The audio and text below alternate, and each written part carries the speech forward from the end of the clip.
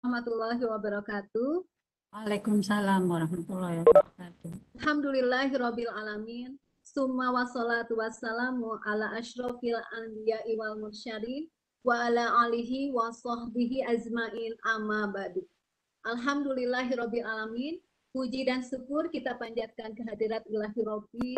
Salawat serta salam semoga tercurah limpahkan kepada baginda kita Nabi besar Muhammad Sallallahu Alaihi Wasallam, kepada para sahabatnya, kepada kita selaku umatnya, dan semoga di yaumil akhir kita mendapatkan sama syafaat dari Nabi kita Nabi Muhammad Sallallahu Alaihi Wasallam. Amin ya Allah ya Robbal Alamin. Alhamdulillahirabbil alamin. Bapak Ibu hebat yang sudah berada di room bebek hari ini, saya ucapkan terima kasih atas kehadirannya. Semoga Bapak Ibu dalam keadaan sehat walafiat. Terima kasih saya ucapkan kepada narasumber kita hari ini yang selalu ceria dan sehat, Ibu Dr. Dermawati MSI, atas kehadirannya di room ini.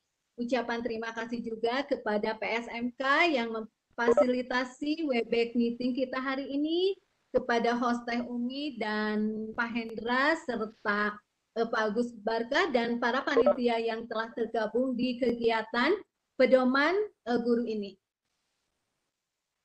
Tak lupa saya ucapkan terima kasih kepada para peserta yang sudah hadir di room ini, yang sudah luar biasa bergabung mengikuti kegiatan ini dari awal sampai sekarang di pertemuan kedua untuk kita online-nya. Baiklah Ibu dan Bapak, untuk mempersingkat waktu Ibu, saya tidak akan membacakan kurikulum vitae lagi karena kegiatan kita berkesinambungan. Waktu dan tempat dipersilakan. Sebelumnya kita ucapkan bismillah dulu sebelum acara kita mulai untuk pemaparan.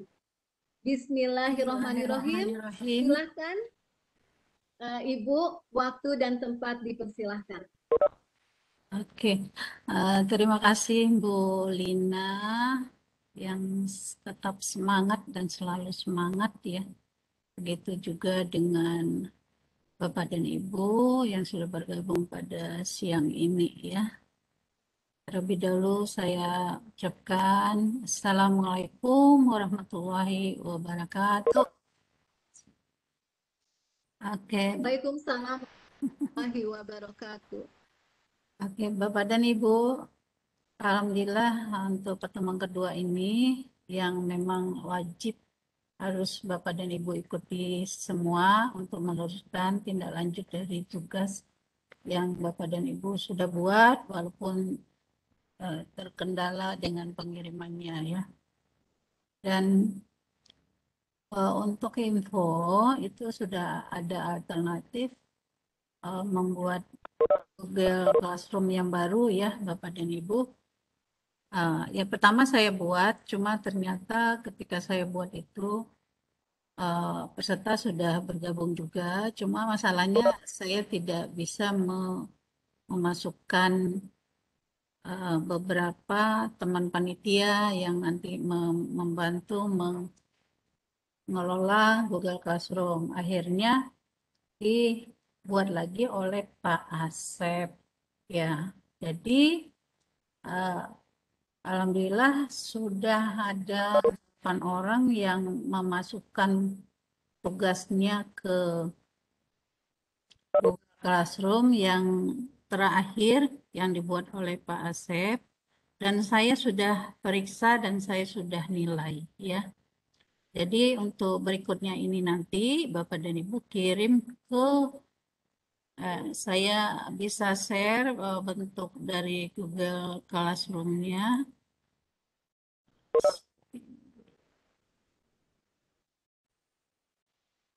Yang lagi terbuka tadi.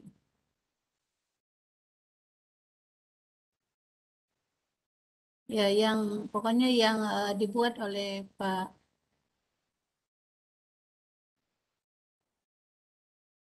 Asep tadi ya. Di sini yang udah ada yang bergabung, cuma masih banyak yang belum gabung ya. Jadi gabungnya jangan di yang yang ya dari saya, tapi yang dari Pak Asep.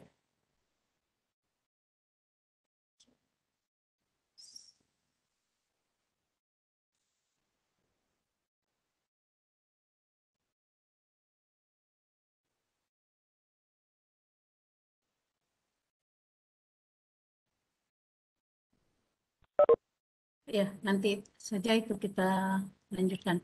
Kita mulai pada eh, dari hasil tugas yang sudah saya periksa beberapa ya.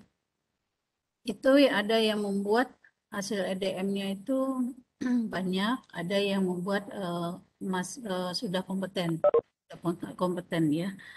Jadi sebetulnya walaupun Bapak dan Ibu sudah merasa Bapak dan Ibu kompeten, tapi masih memerlukan pelatihan-pelatihan untuk lebih lebih mantap lagi, maka itu bisa juga dibuat programnya, bisa juga dibuat programnya. Dan eh, kegiatan PKB-nya itu jadwalnya itu harus full dari Januari sampai Desember. Jadi jangan ada yang kosong, karena setiap bulan itu Bapak dan Ibu harus melakukan kegiatan pengembangan keprofesian berkelanjutan. Jadi tidak ada yang kosong. Ya. Dan kemudian dalam membuat jadwal, ya dalam membuat jadwal, itu jangan Bapak dan Ibu urutkan dari kompetensi kompetensi 1 Januari sampai nanti kompetensi ke-4 profesionalisme itu Desember. Padahal yang untuk profesionalisme itu kan ada PTK di sana ya. Nah, idealnya PTK itu kan dilakukan di awal semester. Kalau di Desember baru ber-PTK itu tidak sesuai. Jadi penentuan jadwal itu tidak menurut kolom yang ada di format itu. Bisa jadi yang profesional itu di bulan Januari sekarang, Bapak dan Ibu, buat kegiatannya. Misalnya Bapak dan Ibu merencanakan membuat PTK. Nah, PTK itu Bapak dan Ibu jadwalkan di bulan Januari, bisa jadi Januari juga ada, Februari juga ada, Maret juga ada gitu. Jadi tidak hanya 1 minggu pertama. Tidak mungkin kita melaksanakan sesuatu itu hanya di 1 minggu itu tuntas. Jadi rencana itu bisa kita lakukan beberapa bulan dan kegiatannya sama, ya. Sehingga dari bulan Januari sampai Desember itu full Bapak dan Ibu harus ada kegiatan pengembangan keprofesian berkelanjutan. Ya. Jadi saya lihat Bapak dan Ibu cenderung mengikuti dari atas itu Januari, kemudian Februari, sampai terakhir profesional itu bulan November. Desembernya kosong gitu. Padahal pula kalaupun misalnya Bapak dan Ibu melakukan membuat PTK di semester ke ganjil, berarti bulan Juli ya, Juli. Berarti dari bulan Juli, Juli, Agustus, September, Oktober, November, Desember itu Bapak dan Ibu melakukan PTK. Jadi PTK itu bisa beberapa bulan atau beberapa minggu ya. Jadi itu dalam penentuan rencana saya lihat semuanya masih belum pas ya. Malah ada yang hanya melakukannya itu hanya Januari sampai Juni saja gitu. Lah padahal itu kan buku pedoman tahun 2022. Jadi harus penuh dari Januari sampai Desember ya. Kemudian kalaupun Bapak dan Ibu merasa sudah mantap di satu kompetensi ya atau di satu indikator, itu tidak mesti Bapak dan Ibu tidak melakukan apa-apa ya, tidak melakukan apa-apa. Tapi Bapak dan Ibu bisa jadi lebih memantapkan ya, walaupun di sana misalnya kosong gitu ya. Tapi bisa dibuat catatan lebih ingin memantapkan lagi, misalnya seperti membuat instrumen penilaian. Apakah Bapak dan Ibu merasa memang sudah mantap sekali dalam membuat instrumen penilaian? apalagi instrumen penilaian yang berbasis HOT gitu. Jadi kita harus selalu diperbaharui ilmu kita itu ya, harus selalu dimantapkan. Jadi itu masukan dari saya. Nanti hasil tugasnya diperbaiki lagi ya, diperbaiki lagi supaya sesuai dengan rencana. Jadi tidak mesti yang kompetensi keempat itu dilakukan di bulan akhir-akhir gitu lah. Bisa saja kompetensi keempat itu di bulan Januari ini atau di bulan-bulan yang memang pas waktunya. Jadi Bapak dan Ibu jangan asal buat untuk minggu-minggunya, harus dipikirkan pas atau tidak gitu. Ya. Nah, untuk ini ada pertanyaan dulu. Mungkin saya buka sesi dulu untuk tugas yang kemarin ya, karena kita akan memakai bahan bakunya untuk laporan buku pedoman yang sebentar lagi akan saya jelaskan.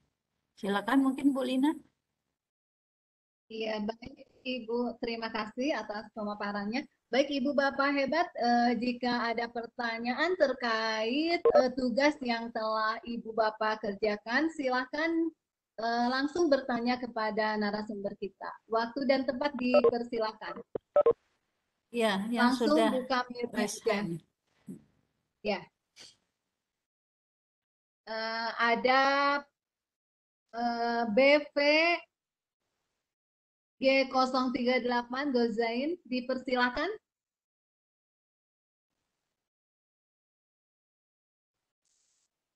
Dipersilakan Bapak untuk membuka langsung raise hand-nya. Pak Gozen kayaknya sinyalnya lagi lemah, Bu. Mungkin Iya. Bu Rahmi ini yang Bu Rahmi, dipersilakan Ibu Rahmi Nuratia. Nuraistia, dipersilakan untuk bertanya. tidak bisa unmute katanya. Anwar, gimana? Teh Umi, bisa bantu? Kenapa, Teh Bu? Umi, nggak bisa buka yang raise hand. Oh, sebentar. Bentar, Ya. Bun, bentar. Sebentar ya. Maaf, Bapak, Ibu. Sudah, Bun, silakan. Iya. Baik, Ibu, Untuk terima Bu kasih. Rahmi dipersilakan. Ya, Ya, sip. terima kasih Ibu. Assalamualaikum warahmatullahi wabarakatuh. Waalaikumsalam warahmatullahi wabarakatuh. Terdengar agak ribut karena saya juga sambil raker di sekolah saya, Ibu, Bu Dharma, mohon maaf. Jadi saya terus terang membuat tugas saya itu tadi malam. Nah, itu saya kebingungan dalam menentukan jadwalnya begitu. Karena mungkin saya tadi kurang menyimak barangkali ya. Jadi dalam membuat jadwal itu tadi malam itu saya urutkan dari kompetensi yang pertama itu saya buatnya itu di bulan Januari, kemudian lanjut kemudian Februari, Maret sampai kemudian akhirnya November gitu. Nah, ini rasanya kok apakah seperti itu gitu ya, ataukah kita itu sendiri yang kemudian memperkirakan kapan itu akan dilakukan. Kemudian yang kedua pertanyaan saya itu karena tugas yang saya buat itu banyak sekali yang saya itu tidak punya begitu, tidak menguasai begitu kan Ibu. Nah, jadi kalau misalnya itu disusun jadwalnya per minggu gitu ya, itu saya hitung tadi malam itu nggak cukup. Kalau untuk dalam 1 tahun 12 bulan, di mana 1 bulan itu terdiri dari 4 minggu, itu nggak cukup Ibu. Jadi saya itu tadi malam membuatnya ada yang double. Jadi misalnya ada yang indikator yang saya tidak punya itu dilakukan pada minggu yang sama. Itu seperti itu Ibu. Jadi mohon pencerahannya Ibu. Terima kasih. Ya. Tadi saya langsung jawab, Bu Lina ya. Ya, Ibu langsung pertanyaan langsung dijawab. Iya. Ya. Jadi untuk jadwal, tadi saya sudah dijelaskan di awal ya, bahwa untuk jadwal itu tidak diurut sesuai dengan urutan kompetensi. Jadi kita harus memperkirakan kapan waktunya yang tepat untuk indikator itu. Ya, tadi saya jelaskan kan kalau untuk kompetensi profesional itu kan kompetensi yang keempat. Otomatis kan kalau dimulai awal Januari, dia akan dilaksanakan di akhir tahun. Nah, yang namanya misalnya PTK itu kan kompetensi profesional. kan tidak mungkin kita ber-PTK-nya itu di bulan November atau Desember gitu. Yang jelas ber-PTK itu paling di ya awal-awal tahun ini kita sudah mulai merencanakan PTK ya. Karena PTK itu bukan hanya sekedar kita langsung ngajar di kelas, mulai dari membuat proposal ya, mengidentifikasi masalah, kemudian membuat instrumen, menyiapkan RPP, media-media, itu sudah kegiatan PKB gitu. Jadi kalau PTK itu bisa jadi kita mengambil sampai 6 bulan penuh itu PTK semua itu. Nah, nggak apa-apa dicantumkan saja, bisa jadi untuk PTK itu ada di minggu 1, 2, 3, 4 di setiap bulannya. Di setiap bulannya. Nah, masalah ketercapaiannya itulah yang nanti akan kita evaluasi di akhir tahun dan bisa jadi kalau belum tercapai maksimal itu nanti akan kita tuangkan lagi di buku pedoman tahun 2023. Ya, jadi akan dituangkan lagi. Jadi tidak mesti satu kegiatan itu hanya 1 minggu. Jadi satu kegiatan itu bisa 1 bulan itu di minggu pertama, 2, 3, 4. Bisa lagi lanjut ke bulan berikutnya. Jadi selama 12 bulan itu kita berkelanjutan, namanya pengembangan keprofesian berkelanjutan. Jadi tidak ada waktu yang kosong untuk kita meningkatkan kompetensi diri kita. Ya, begitu ya, Bu. Ya, oke. Ya, iya Bu, terima kasih. Sekarang, Ya Bu. memang maaf Bu, ini hanya tambahan saja. Memang tadi malam itu yang saya buat tugasnya itu memang untuk yang profesional, untuk PTK itu memang tidak ada. Saya lebih banyak kepada tidak memiliki bukti RPP. Jadi yang berhubungan dengan RPP, kemudian apa namanya catatan peserta didik dan lain sebagainya itu kalau seperti itu berarti di apa namanya jadwalnya pada minggu yang sama itu tidak masalah ya Ibu ya. Enggak masalah. Nah, pokoknya di 1 minggu atau di 1 bulan itu banyak kegiatan jadwalnya, enggak apa-apa. Jadi tidak kelihatan ada bulan yang malah kosong. Nah, kalau kita sempat kosong di 1 bulan tidak melakukan PPKB, itu namanya tidak PKB. Ya, karena yang namanya PKB itu harus berkelanjutan. Jadi kita tidak boleh ada 1 bulan yang vakum untuk peningkatan kompetensi diri kita. Ya, baik Ibu, terima kasih. Terima kasih Silakan. Bu Tina Herlina juga. Assalamualaikum warahmatullahi wabarakatuh, Bu. Waalaikumsalam warahmatullahi wabarakatuh, Pak Gozain. Ya. Ya, kebetulan saya tadi sudah dikasih kesempatan, hanya tadi masih tidak bisa unmute. Terima kasih atas kesempatannya, Ibu Dharma. Sepertinya memang saya juga melakukan kesalahan yang sama seperti yang sudah Ibu notice tadi, gitu. Tapi mungkin mudah-mudahan ada sesuatu yang menarik. Saya mencoba, meskipun saya rasa saya juga tidak konsisten karena saya waktu mengerjakannya cuma 2 jam mungkin tadi Bu, mohon maaf, gitu. Jadi saya mencoba ngasih waktunya secara tematik Bu.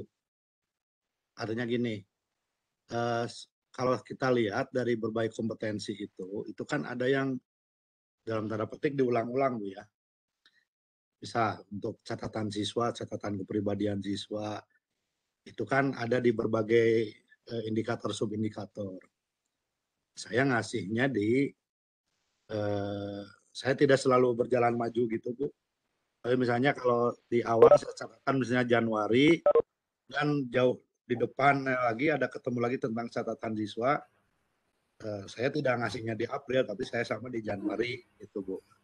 Hal yang sama saya lakukan di minggu atau bulan yang sama gitu. Terus yang kedua, lebih tepat pertanyaan sih Bu, apakah format itu sudah cukup atau tidak? Mungkin kan supaya kita lebih ngelihat. Rupanya kita bisa milih VIP single person ora. Melihatnya. Tapi VIP. Mungkin bagi yang tidak bertanya di mute ya.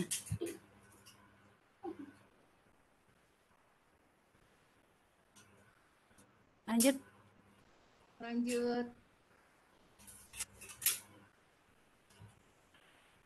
Silakan Bapak dilanjut. Tahu sih. Pak Gozain. Uci dengan kau teman. Pak Gozen Ya, malah Ini kan Dio. RPP saja muncul berkali-kali misalnya tentang RPP. Nah, kita modifikasi ya berdasarkan tematik tadi. Mana yang berkaitan dengan RPP cukup sekali saja dicantuminnya. Kemudian supaya kita ngelihat waktunya lebih enak gitu Bu, lebih enak. Kita bisa ngelihat formatnya kayak timetable gitu, kayak program semester gitu Bu. Jadi kita bisa ngelihat kan kalau kayak gini kan kita agak kesulitan kalau timetable kan kita bisa melihat misalnya jadwal yang kosong di mana, yang memungkinkan di mana gitu. Ini usulan saja Bu, bisa nggak seperti itu? Terus yang ketiga pada saat libur jeda semester gitu Bu ya. Sebetulnya jujur saja kita juga nggak mau gitu ya banyak melakukan hal yang sifatnya pekerjaan karena juga bikin ya kita ingin melakukan sesuatu yang lain lah Bu ya, misalnya keluarga misalnya, terus benerin genteng bocor misalnya, atau hal kayak itulah, hal untuk libur misalnya dimanfaatin. Boleh nggak misalnya pada saat di Kaldik itu misalnya kita libur kalender, misalnya kita juga tidak mencantumkan hal yang pada saat libur gitu Bu. Itu mungkin pertanyaan saya. Terima kasih Ibu atas kesempatan. Iya. Terima kasih Pak Gozen ya, pertanyaannya cukup bagus ya. Di sini Bapak berarti sudah menganalisis untuk instrumennya itu ya. Sebetulnya untuk evaluasi diri ini itu dilakukan 6 minggu di awal tahun ya. 6 minggu di awal tahun. Nah, sedangkan Bapak dan Ibu kan melakukannya 1 hari, ya cuma 1 hari lah ibaratnya ya, hanya 2 hari. Ya tentu hasilnya memang tidak sempurna kalau Bapak dan Ibu melakukannya dengan waktu yang cukup lama sehingga bisa menganalisis benar-benar tentang indikator yang Bapak dan Ibu mungkin sudah atau belum, kemudian waktu-waktu yang tepat untuk pelaksanaannya. Nah, otomatis misalnya untuk tadi ya, untuk RPP, untuk catatan khusus ya, itu otomatis harus kita lakukan di awal semester. Ya, tidak mungkin kita lakukan di tengah semester karena itu merupakan administrasi yang memang diperlukan di awal tahun ajaran. Nah, itu analisisnya begitu. Kemudian untuk yang lain-lain yang mungkin itu untuk memacu kompetensi kita, misalnya dalam kemampuan kita menggunakan model pembelajaran atau kemampuan kita dalam pengolahan kelas atau IT ya, kemampuan IT itu bisa jadi di bulan-bulan selanjutnya karena itu merupakan sesuatu yang bisa kita tingkatkan sambil jalan begitu ya. Nah, untuk masalah format ya, ini format itu kalau masalah format tidak ada format yang baku ya. Itu format saya sendiri yang buat untuk memudahkan Bapak dan Ibu nanti dalam pembuatan laporan buku pedoman gurunya. Jadi saya sinkronkan antara kompetensi, kemudian indikator, bukti fisik, dan strateginya. Nah, kalau di aplikasi yang banyak dibuat orang, termasuk aplikasi yang saya kirimkan dalam bentuk Excel itu mereka hanya memuat kompetensi, indikator, bukti fisik, dan nilai ya. Nah, tidak ada di situ strategi atau jenisnya. Sedangkan untuk pembuatan buku pedoman guru ini kita harus tahu untuk memenuhi tercapaian indikator itu strategi apa yang kita gunakan, yang kita mampu sesuai kondisinya, sesuai kondisi atau keadaannya. Jadi itu Pak ya, kalau untuk membuat semacam ya kayak kalender gitu waktu-waktu yang tepat itu ya itu ide yang bagus Pak ya. Mungkin nanti Bapak bisa kembangkan ketika besok Bapak membuat buku pedoman yang untuk 2023 ya, itu nanti bisa Bapak kembangkan ya, sehingga nanti jadwal-jadwal untuk PKB-nya itu akan terpetakan dengan baik. Dan kemudian di waktu libur, apakah idealnya dikosongkan saja? Saya pikir waktu libur itu justru bisa untuk pemenuhan kompetensi kepribadian dan sosial. Ya, kan kepribadian itu adalah untuk kita ya. Kepribadian misalnya dengan cara apa kita bersosialisasi dengan masyarakat ya, atau misalnya anjang sana ke daerah wisata segala macam itu untuk meningkatkan kompetensi kepribadian kita, sosial kita ya. Sosial misalnya kita bisa saja istilahnya bersilaturahmi dengan masyarakat ya, masyarakat sekeliling atau dengan orang tua siswa atau apa gitu ya. Ya paling disisipin lah satu gitu lah paling nggak untuk pemenuhan kompetensi sosial dan kepribadiannya. Kalau untuk kompetensi pedagogik dan profesional ya bisa saja justru di waktu libur itu sering ada pelatihan-pelatihan ya. Sering ada pelatihan-pelatihan jadi tidak mesti kosong. Tapi semuanya itu terserah bagaimana Bapak dan Ibu menyusun. Ya namanya aja itu buku pedoman Bapak dan Ibu masing-masing ya sah-sah saja Bapak dan Ibu membuat seperti apa, mau seperti apa gitu. Cuma kalau bisa di setiap bulan itu tidak ada yang kosong karena tidak mungkin satu bulan full kita libur Pak ya. Tidak mungkin satu bulan full libur ya. Paling enggak adalah kegiatan kecil ya untuk dalam rangka memenuhi 4 kompetensi itu tadi. Itu Pak Guzain. Ya, terima kasih. Mungkin Ibu untuk tanya jawab apakah sudah cukup atau mau dilanjut ke pemaparan materi? Iya, sebetulnya kita lanjut ke pemaparan materi karena ini sangat penting ya. Nanti yang bertanya nanti bisa di grup aja ya. Kalau ada waktu nanti akan dijawab ya. Oke, kita masuk pada untuk materi yang kedua ini yaitu untuk penyusunan buku pedoman guru itu ya. Kita ini.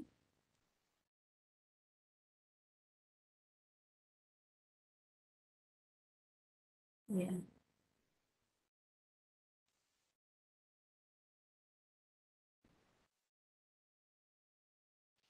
Nah, ini untuk penyusunan buku pedoman guru ini, Bapak dan Ibu. Ingat ini saya kasih satu.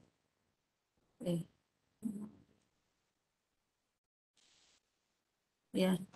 Jadi pesan saya, Bapak dan Ibu harus punya niat, semangat, keyakinan bahwa Anda pasti bisa.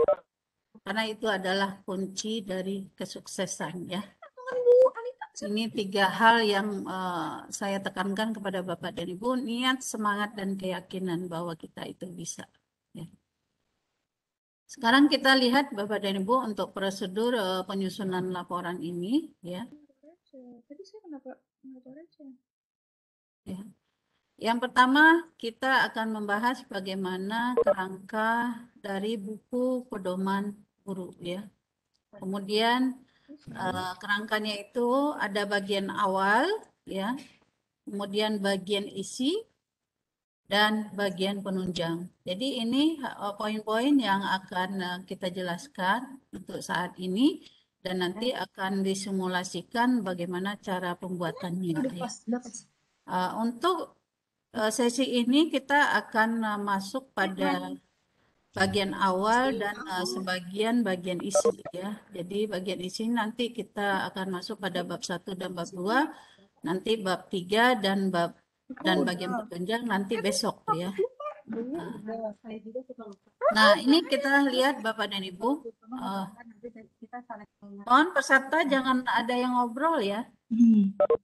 Kalau ngobrol tolong di unmute dulu karena saya cukup terganggu ya. Oke, kerangka buku pedoman guru di sini kita lihat ada yang bagian awal ya, yang tadi sesuai dengan tadi.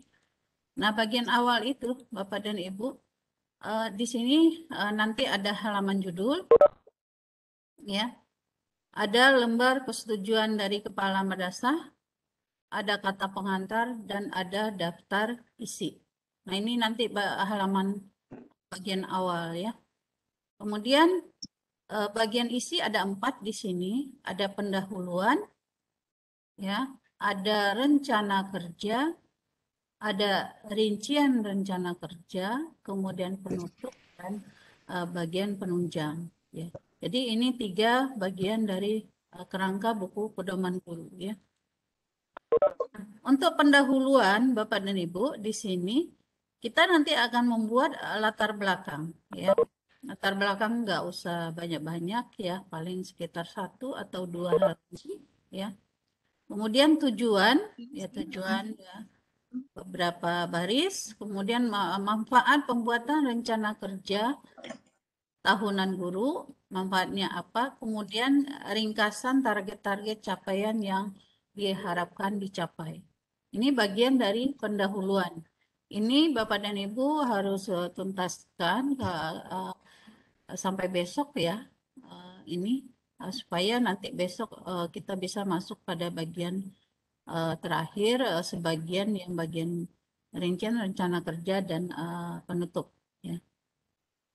Kemudian setelah pendahuluan kita masuk pada rencana kerja, ya, rencana kerja di sini yaitu apa yang Bapak dan Ibu rencanakan untuk pembelajaran peserta didik. Jadi dari 4 kompetensi tadi itu mana-mana kegiatan PKB-nya yang langsung berkaitan dengan pengembangan pembelajaran bagi peserta didik, ya. Yang manfaatnya tuh langsung imbasnya kepada peserta didik, ya. Kemudian juga rencana kerja yang itu untuk murni pengembangan profesi bagi Bapak dan Ibu sendiri. Jadi ada 2 hal nanti dibagi kegiatan itu, ada yang untuk pengembangan bagi peserta didik, ada yang untuk pengembangan profesi bagi guru. Ya.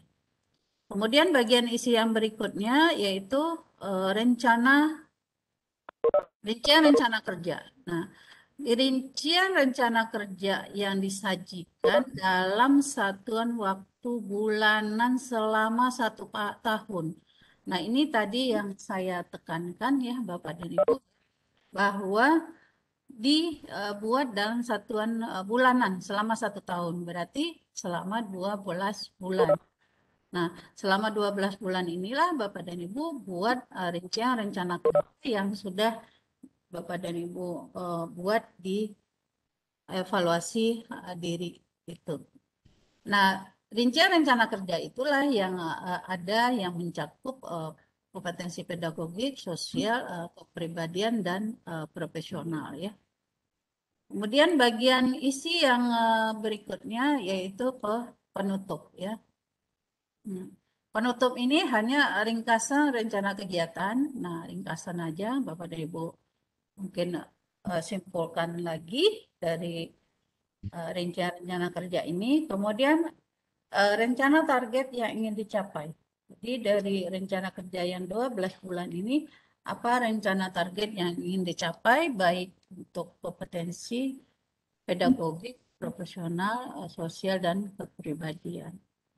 Ini sedikit saja ya. Kemudian bagian yang terakhir yaitu penunjang ya. Nah, penunjang ini adalah lampiran. Nah, Bapak dan Ibu hasil evaluasi diri guru yang Bapak dan Ibu buat itu diletakkan di lampiran ya.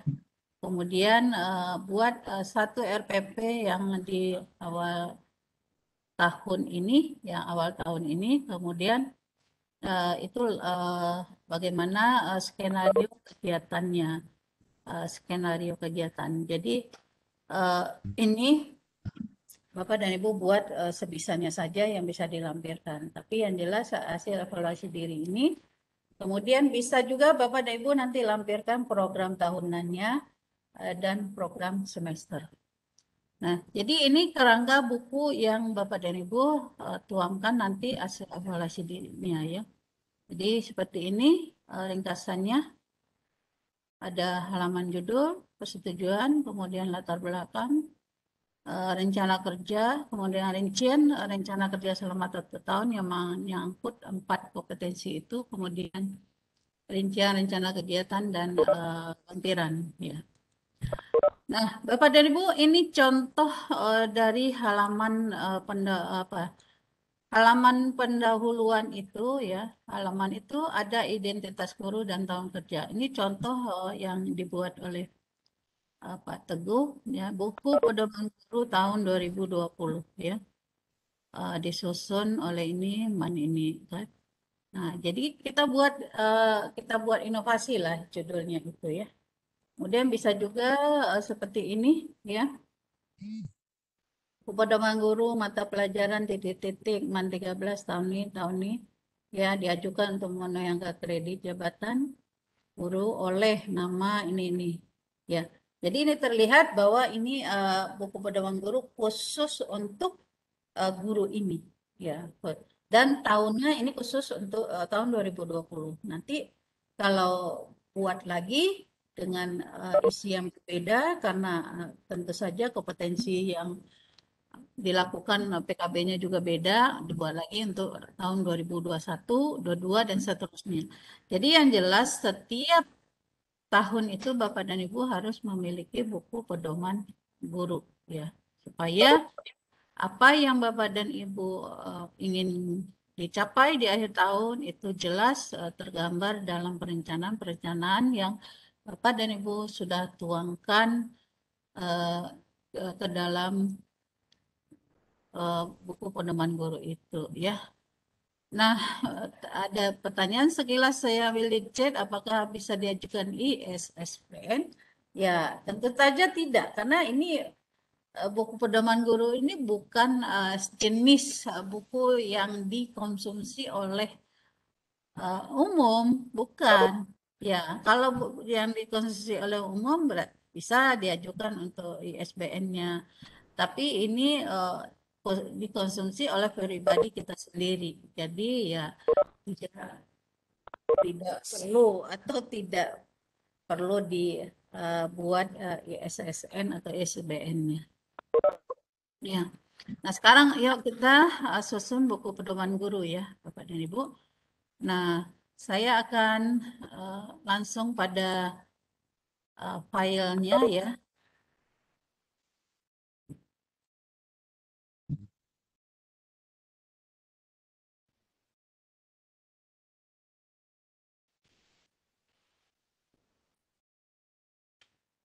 Nah, ini contoh buku pedoman guru ya. Ini bagian awal ya, Bapak dan Ibu ya. Bagian awal di sini bisa Bapak dan Ibu lihat.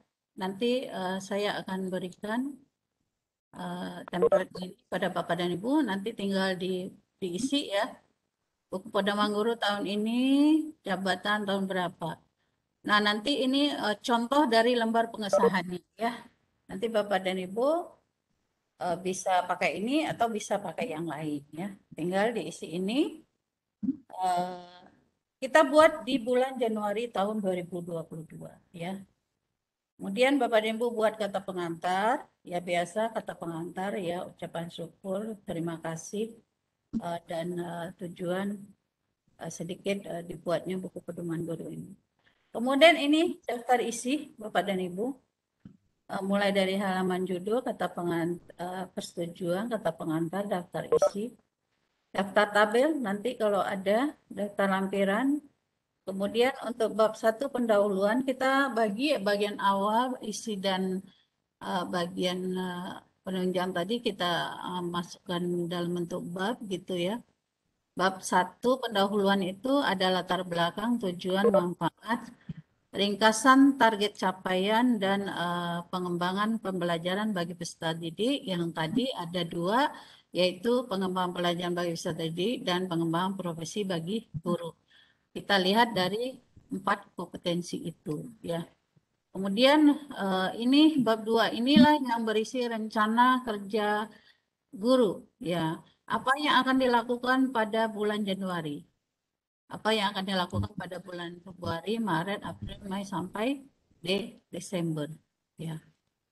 Kemudian terakhir bab 3 penutup ringkasan dari rencana kerja yang 1 tahun ini, ringkasannya apa saja dibagi atas 4 kompetensi itu. Kemudian apa rencana target yang ingin dicapai dari rencana kerja itu. Kemudian lampiran. Oke, Bapak dan Ibu, udah selesai bagian awal kita ya. Saya tidak mau repot-repot, udah selesai ini untuk bagian awal ya. Sekarang kita masuk pada bagian bab pendahuluan ya.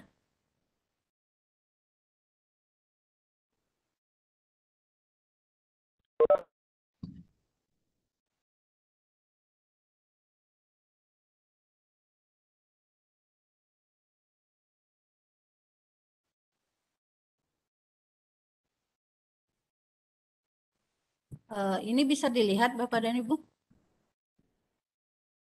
Halo? Belum, Bu. Belum. Tidak bisa, Bu. Belum ya? Coba saya coba lagi. Ya. Ini udah bisa dilihat? Sudah ya? Nah, kita mulai membuat bab 1 ya, Bapak dan Ibu ya. Saya kasih clue-cluenya saja di bab 1 itu ya. Ini latar belakang pembuatan rencana kerja. Ini saya kasih clue-cluenya aja. Bapak dan Ibu bisa jadikan ini menjadi paragraf ya. Ya. Bapak dan Ibu jelaskan tentang apa yang tercantum di Permenpan dan RB nomor 16 tahun 2009 tentang kompetensi guru itu. Ya, jelaskan di sini. Kemudian sebagai guru idealnya bagaimana dengan kompetensi itu. Kemudian tentu untuk mencapai kompetensi itu diperlukan pedoman ya. Jadi kita ngurut di sini ya. Yang namanya kita mengemukakan latar belakang tentu kita urut ya. Dari yang ideal sampai ke nanti rencana dalam pembuatan pedoman guru itu. Nah, dalam pedoman ini tentu berisi rencana-rencana yang mana untuk mengatasi kekurangan dan kelemahan terhadap kompetensi-kompetensi dan indikator. Ini dibuat nanti dalam bentuk paragraf ya. Kemudian rencana yang disusun untuk 1 tahun dan tujuannya untuk pengembangan peserta didik. Kaitkan juga dengan perolehan angka kredit ya. Dan akhirnya ditutup nanti dengan paragraf perlunya dibuat panduan berupa buku pedoman guru. Ya, jadi ini dijadikan paragraf ya Bapak dan Ibu pasti semua bisa dan ahli dalam mengembangkan menjadi paragraf ya. Udah selesai latar belakang kita ya. Kemudian tujuannya ya Bapak dan Ibu buat saja. Tujuan pembuatan buku pengembangan guru ini kan adalah untuk menuangkan rencana PKB yang akan dilakukan untuk meningkatkan kompetensi selama 1 tahun. Ya buat aja kalimatnya nih. Saya kasih petunjuk-petunjuknya saja ya. Tujuannya pedoman ini untuk sebagai panduan guru untuk melaksanakan kegiatan PKB dan apa tujuannya untuk meningkatkan apa. Jadi ini Bapak dan Ibu tujuan buat sesuai inovasi Bapak dan Ibu. Nah, kemudian juga manfaat. Nah, manfaat ini bisa nanti Bapak dan Ibu manfaatnya bagi siapa? Bagi peserta didik. Apa manfaatnya kalau Bapak dan Ibu membuat buku pedoman guru? Apa manfaatnya? Ya. Kemudian nanti apa manfaatnya bagi guru sendiri? Ya. Manfaat bagi guru. Kemudian nanti manfaat bagi madrasah. Nah, jadi ini nanti Bapak dan Ibu buat saja sedikit-sedikit saja ya. Ya, sehingga nanti ada manfaat yang jelas. Nah, untuk ringkasan target ya. Nah, ringkasan target di sini kita buat kan ada 4 target kita, ada kompetensi pedagogik ya, ada kompetensi kepribadian, dan ada kompetensi sosial dan profesional. Ya, sebelum membuat poin-poin ini, Bapak dan Ibu, buatlah sedikit kata pengantar di sini ya, bahwa kompetensi pedagogik itu adalah ini gitu ya. Kemudian yang A, B, C, D ini Bapak dan Ibu ya kopi ya. Jadi kopi indikatornya saja, indikator ya, indikator yang akan dilakukan rencana PKB-nya. Rencana PKB-nya. Ya.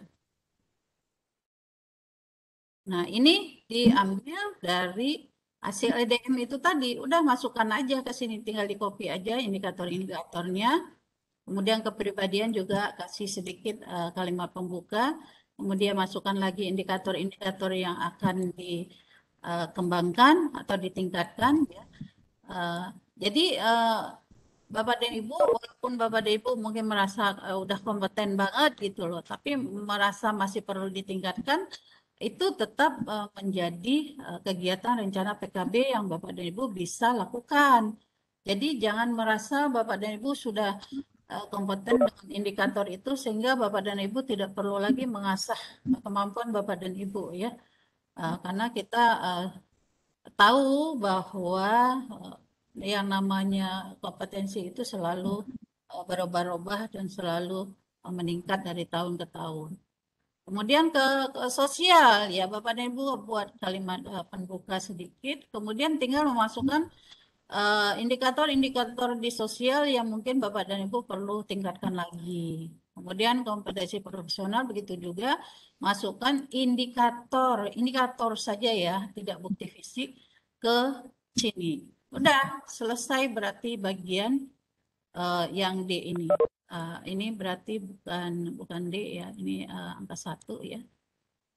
1, 2 ya. Nah, sekarang yang untuk rencana kerja ini, yang di atas ini tadi, baik itu kompetensi pedagogik, kepribadian, sosial, dan profesional, tinggal dipilah-pilah di sini. Mana yang kira-kira lebih fokus ke pengembangan pembelajaran peserta didik, nah mana yang kira-kira lebih fokus pada pengembangan profesi Bapak dan Ibu sendiri. Nah, ini sudah dibagi 2. Jadi dari rencana kerja yang ringkasan target capaian ini ya. Nah, dibuat di sini ya rencana pengembangan. Dalam hal ini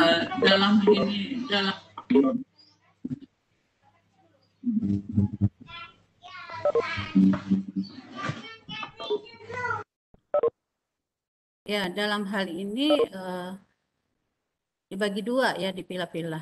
Ya. Ya. Nah, udah selesai ini Bapak dan Ibu untuk bab 1 selesai. Sekarang kita masuk ke bab 2 ya. Bab 2 ini. Nah, bab 2 inilah yang Bapak dan Ibu kita mulai untuk rencana kerja bulan Januari 2022 ya. Nah, buat sedikit kalimat pembuka di sini ya. Ya misalnya dalam rencana kegiatan pengembangan kepesertaan berkelanjutan ini, maka ya misalnya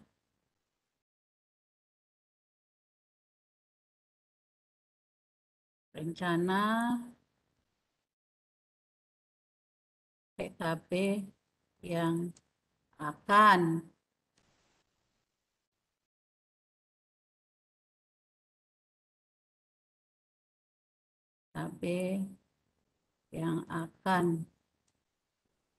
dilaksanakan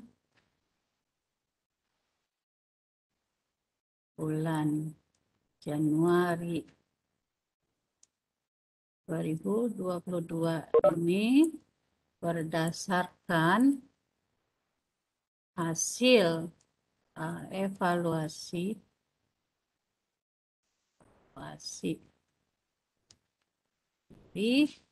dan bisa jadi juga dan nilai SKP bisa juga ya ditambahkan, maka dapat dilihat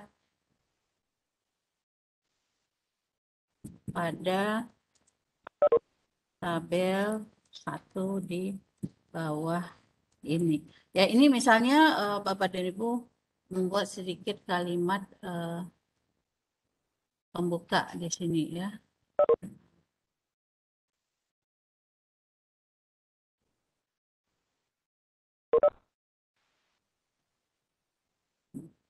Nah, misalnya kompetensinya apa? Jadi di bulan Januari ini bisa jadi hanya 2 kompetensi, misalnya kompetensi pedagogik. Apa saja indikatornya? Tinggal Bapak dan Ibu masukkan indikatornya di sini. Ya, indikator, kemudian rencana PKB-nya itu adalah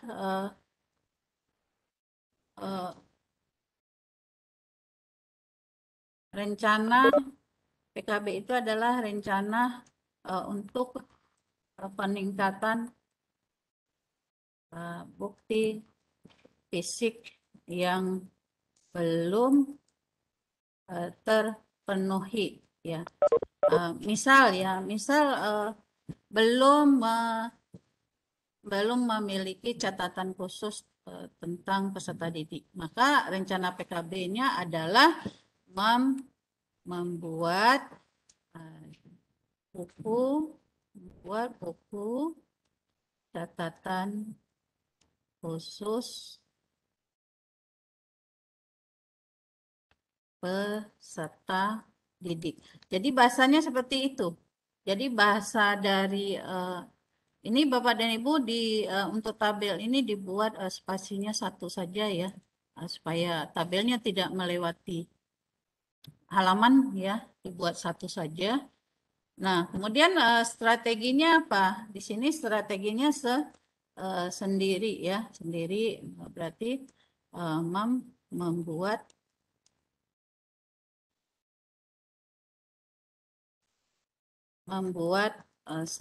sendiri ya. Nah, ini untuk yang rencananya ya. Kemudian untuk waktunya, karena ini urgent ya, mungkin Bapak dan Ibu bisa membuatnya minggu. Waktunya adalah minggu ya kedua ya, minggu kedua ya. Minggu kedua. Nah, ini kan untuk pedagogik ya. Nanti bisa jadi untuk Januari ini Bapak dan Ibu hanya pedagogik saja, nggak apa-apa ya. Nah, bisa jadi yang ini Bapak dan Ibu kalau kegiatannya, tapi kalau untuk buat buku catatan khusus ini ya tidak perlu sampai berbulan-bulan, berminggu-minggu ya. Itu minggu pertama aja udah selesai. Tapi nanti yang Bapak dan Ibu buat itu hanya yang bahasa ini saja, yang ini jangan dibuat ya. Cukup bahasa ini saja. Ya. Jadi dari mana datangnya ini adalah bahasa rencana dari indikator yang belum kita maksimal kita penuhi ya, yang masih belum kuat atau belum maksimal. Nah, kemudian untuk lebih jelas di bawah ini data ini bisa dideskripsikan ya, pada tabel 1 terlihat bahwa rencana PKB yang dilakukan pada kompetensi pedagogik yaitu kegiatan membuat catatan khusus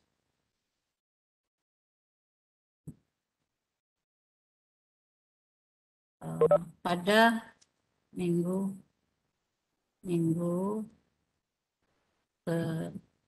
kedua bulan Januari yang dilakukan sendiri ya, dilakukan sendiri. Nah, jadi kita buat penjelasannya di bawah ini berupa deskripsi ya. Nah, nanti kalau ini nanti ada lagi tambahan yang lain, tinggal nanti di deskripsinya ini ditambahkan. Nah, jadi ini contoh pengisian dari bab 2 ini ya. Rencana pengisian ini ya, Bapak buat di sini ya. Otomatis nanti judul dari tabel ini Bapak dan Ibu masukkan ke daftar tabel yang di bagian awal, yaitu di bawah daftar isi. Nah, begitu seterusnya Bapak dan Ibu bulan Februari yang ada di evaluasi diri tadi, Bapak dan Ibu masukkan yang kegiatan bulan Februari masukkan ke sini. Kemudian juga bulan Maret ya, April, Mei, Juni, Juli, Agustus, September, Oktober, November, dan di Desember. Nah, udah Bapak dan Ibu selesai bab 2 sampai di sini. Nah, puncak yang penting di buku pedoman guru ini adalah bab 2 ini ya. Bapak dan Ibu menuangkan hasil evaluasi dirinya itu tadi ke dalam kegiatan mulai dari bulan Januari sampai bulan Desember. Nah, ini untuk penjelasan bab 2 Bapak dan Ibu ya. Nanti untuk bagian penutup dan lampiran kita bisa besok Zoom sebentar ya. Bapak dan Ibu fokus menyelesaikan sampai bab 2 ini. Oke, itu penjelasan dari saya. Silakan kalau ada yang mau bertanya.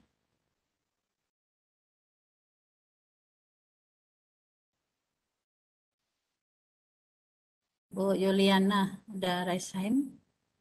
Ya. Silakan Ibu dan Bapak langsung saja. Ibu Derma mohon maaf di saya ini hujan besar jadi tadi suara juga terputus-putus, jaringan WiFi sampai 2 sekarang juga nggak tahu nih. Khawatir banget ini. Saya tidak mendengar. Iya, Jakarta ini udah mulai mendung juga nih. Saya lagi di kantor. Di saya besar. Jadi gini saja Ibu dan Bapak, karena pemaparannya sudah selesai sampai bab 2, bagi yang ingin bertanya langsung dipersilakan langsung ke Ibu saja Bu, jadi langsung dijawab. Khawatirnya saya tidak bisa mendengar dan ini naik turun terus, ini wifi-nya. Ya, silakan. Ya Bu. Ya, terdengar Ibu.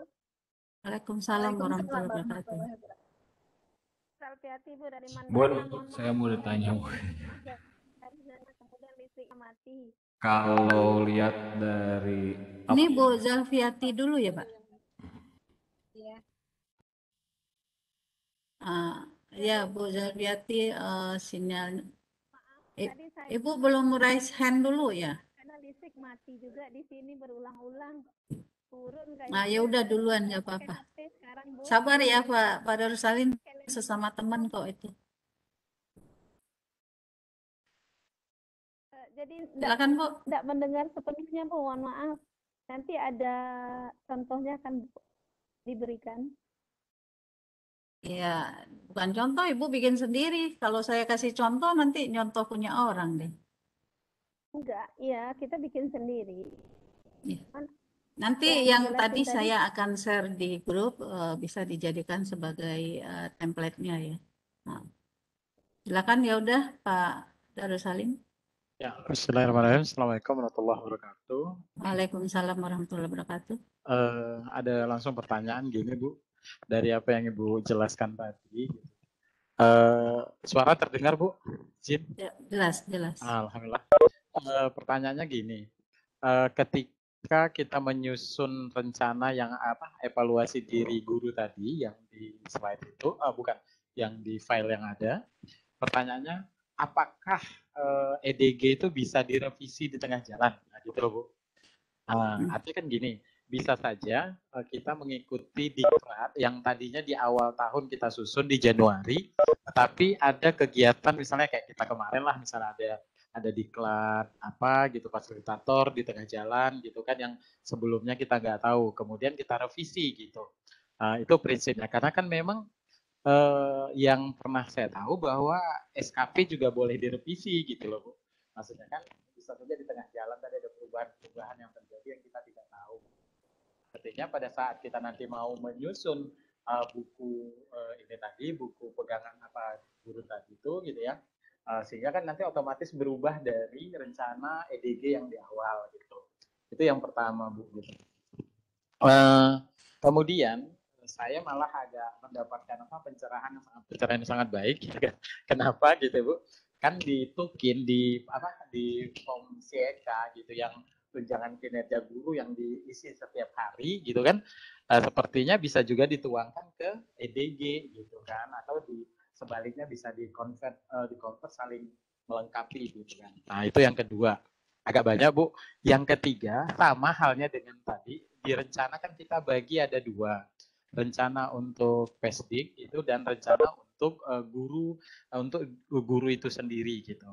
Jadi tetap saja saya bertanya, mungkin di tengah jalan kita ada rencana PESDIK yang direvisi gitu juga, atau ke kita gurunya. Jadi prinsipnya yang saya tanyakan, bolehkah EDG itu direvisi ketika kita nyusunnya di Januari atau sampai Februari lah katakanlah kita nyusun termasuk di SKP itu, tapi di tengah jalan kita revisi sehingga nanti pada akhirnya ketika buku ini selesai kan kita bisa nyusun sambil berjalan sehingga nanti pada akhirnya buku ini sesuai dengan kondisi yang ada yang sudah kita lalui. Terima kasih. Itu aja dulu pertanyaan, Bu. Terima kasih. Oke, saya langsung jawab ya. Bolehkah buku ini direvisi ya? Yang jelas, buku itu dibuat di awal tahun. Dibuat aja, udah langsung dirapiin, dicetak.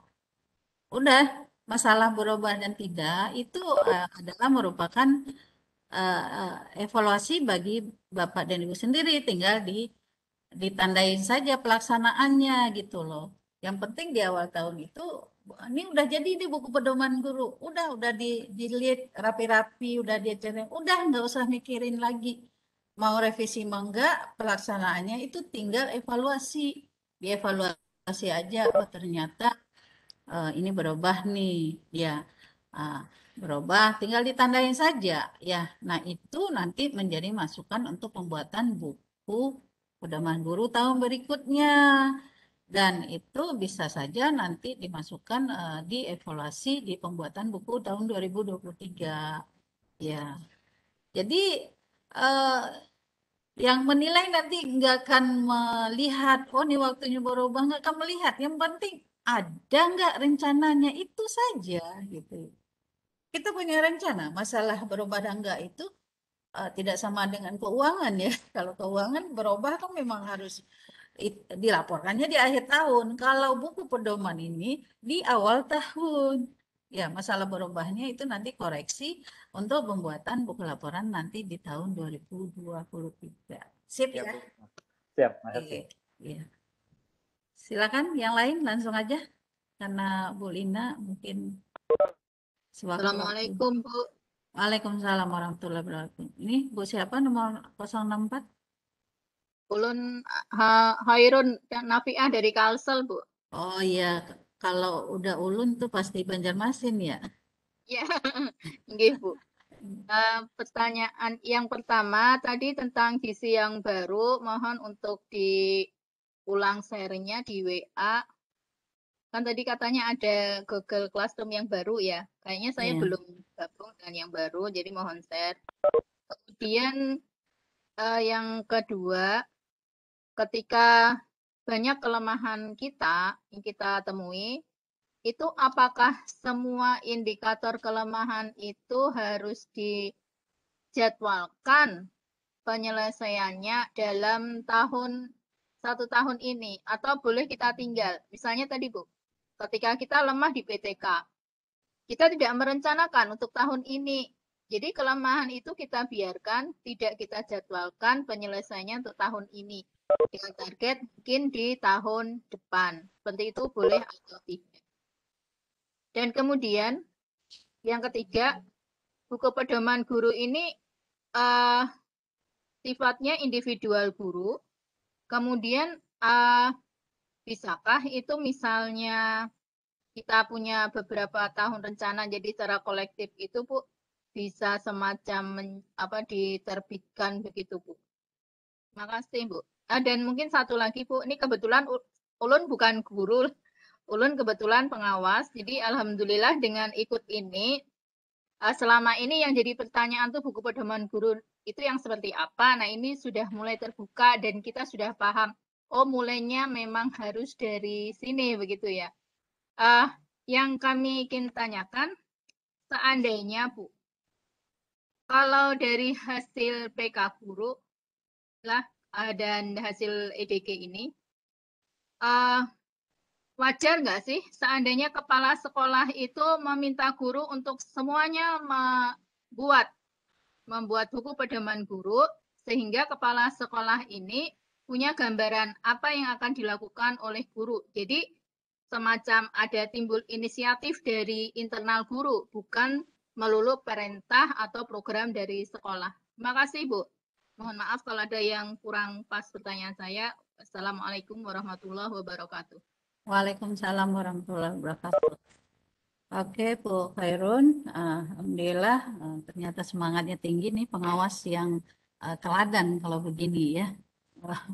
Mau istilahnya nanti menjawab apa masalah di Lambang ketika mensupervisi akademik guru-guru ya.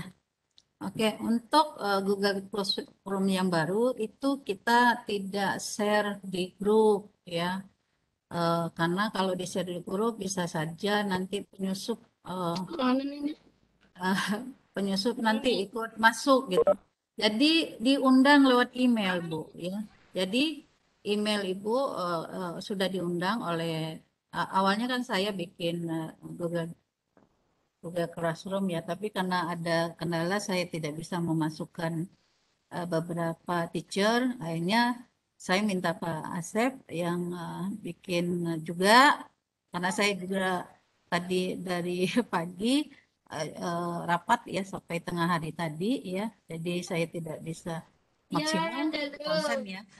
Jadi tidak di-share ya Bu ya. Ibu nanti lihat email, nanti ada di situ email yang minta gabung yang dari Pak Asep ya, bukan yang dari saya, yang dari Pak itu Pak Lili ya, Lili Firlatika itu ya. Kemudian kalau banyak kompetensi yang masih lemah, apakah semua itu harus dijadwalkan ya? Ya, idealnya semuanya harus dijadwalkan, idealnya ya. Tapi kalau ada mungkin dari beberapa kompetensi yang tidak begitu urgent ya, itu bisa mungkin ditunda menjadi program PKB untuk pedoman tahun berikutnya ya, untuk tahun berikutnya. Yang bisa menentukan itu adalah Bapak dan Ibu sendiri yang membuat pedoman. Kira-kira bagi Bapak dan Ibu itu penting atau tidak penting ya. Misalnya tadi Ibu sebut masalah PTK ya. PTK memang belum punya PTK. Tapi kalau dilihat Bapak dan Ibu sudah berapa tahun nggak naik pangkat ya. Kalau misalnya udah 5 tahun nggak naik pangkat, maka itu butuh PTK, ya. Tapi kalau baru naik pangkat, misalnya baru naik pangkat, nah itu masih bisa punya kesempatan 4 tahun untuk membuat PTK. Karena sebetulnya PTK itu boleh dibuat 1 per semester, ya.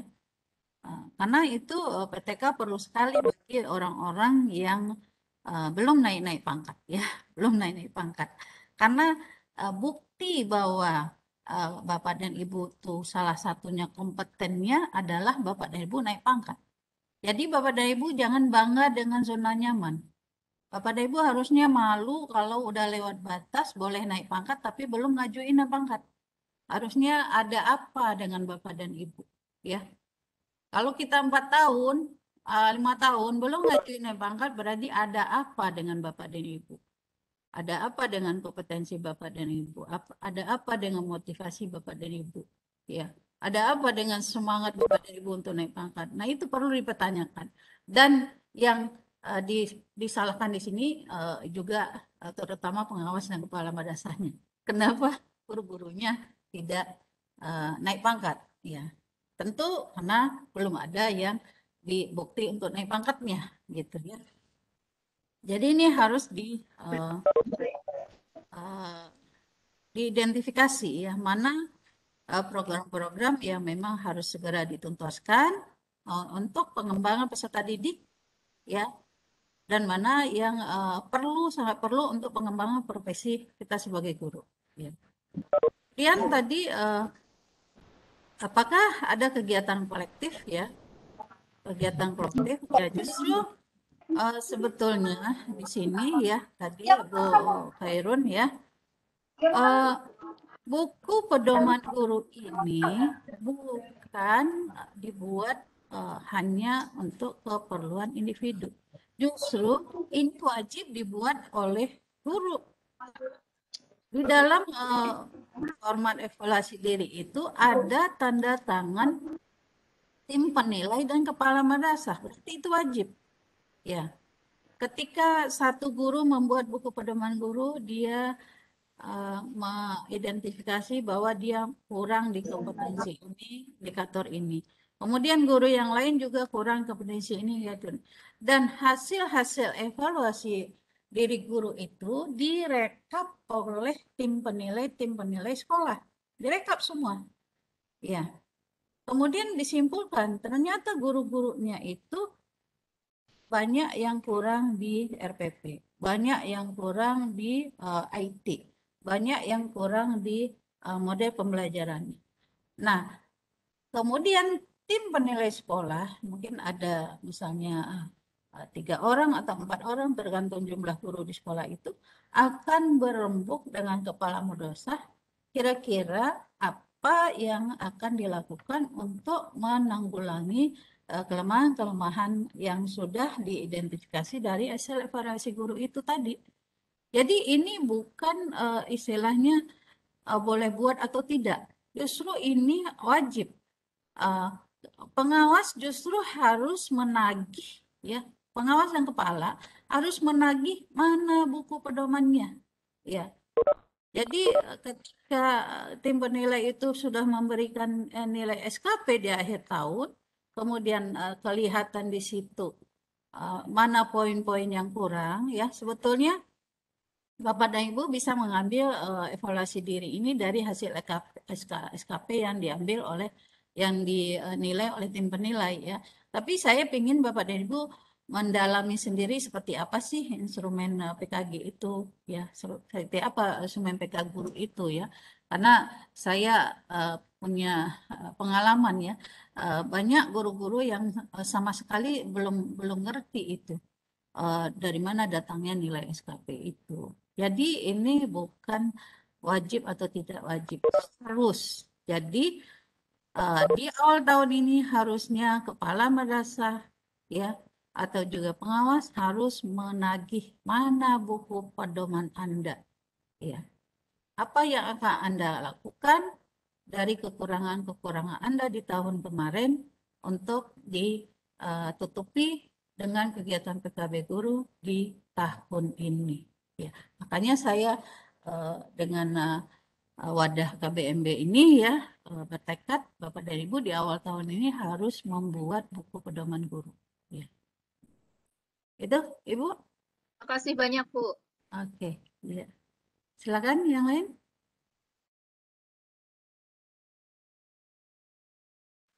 Assalamualaikum warahmatullahi wabarakatuh. Waalaikumsalam warahmatullahi wabarakatuh.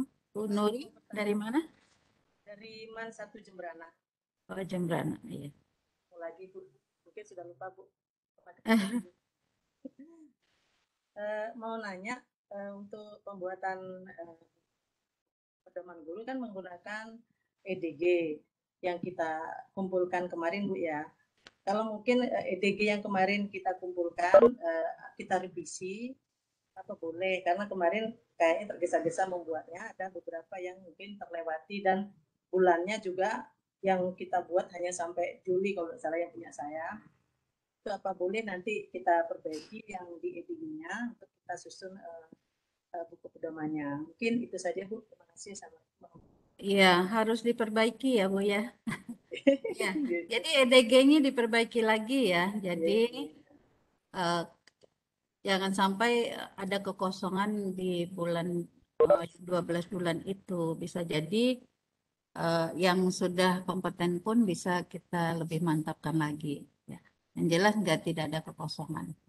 Dan bulannya tidak berurutan ya. Yang pedagogi itu harus Januari, yang profesional itu harus Desember. Itu berurutan, harus disesuaikan dengan kebutuhannya dan waktu yang tepat. Ya, oke. Silakan lagi yang bertanya tadi. Mau tanya Ibu. Ya, silakan. Iya. Bu Asmawati. Iya. Sedikit keluar dari materi tapi masih berkaitan tentang revisi RPP perbaikan Ibu. Mungkin mohon penjelasannya. Terima kasih. RPP perbaikan, ya. Kalau RPP itu harus disesuaikan dengan materi, ya. Harus disesuaikan dengan materi. Yang pertama ketika kita buat RPP itu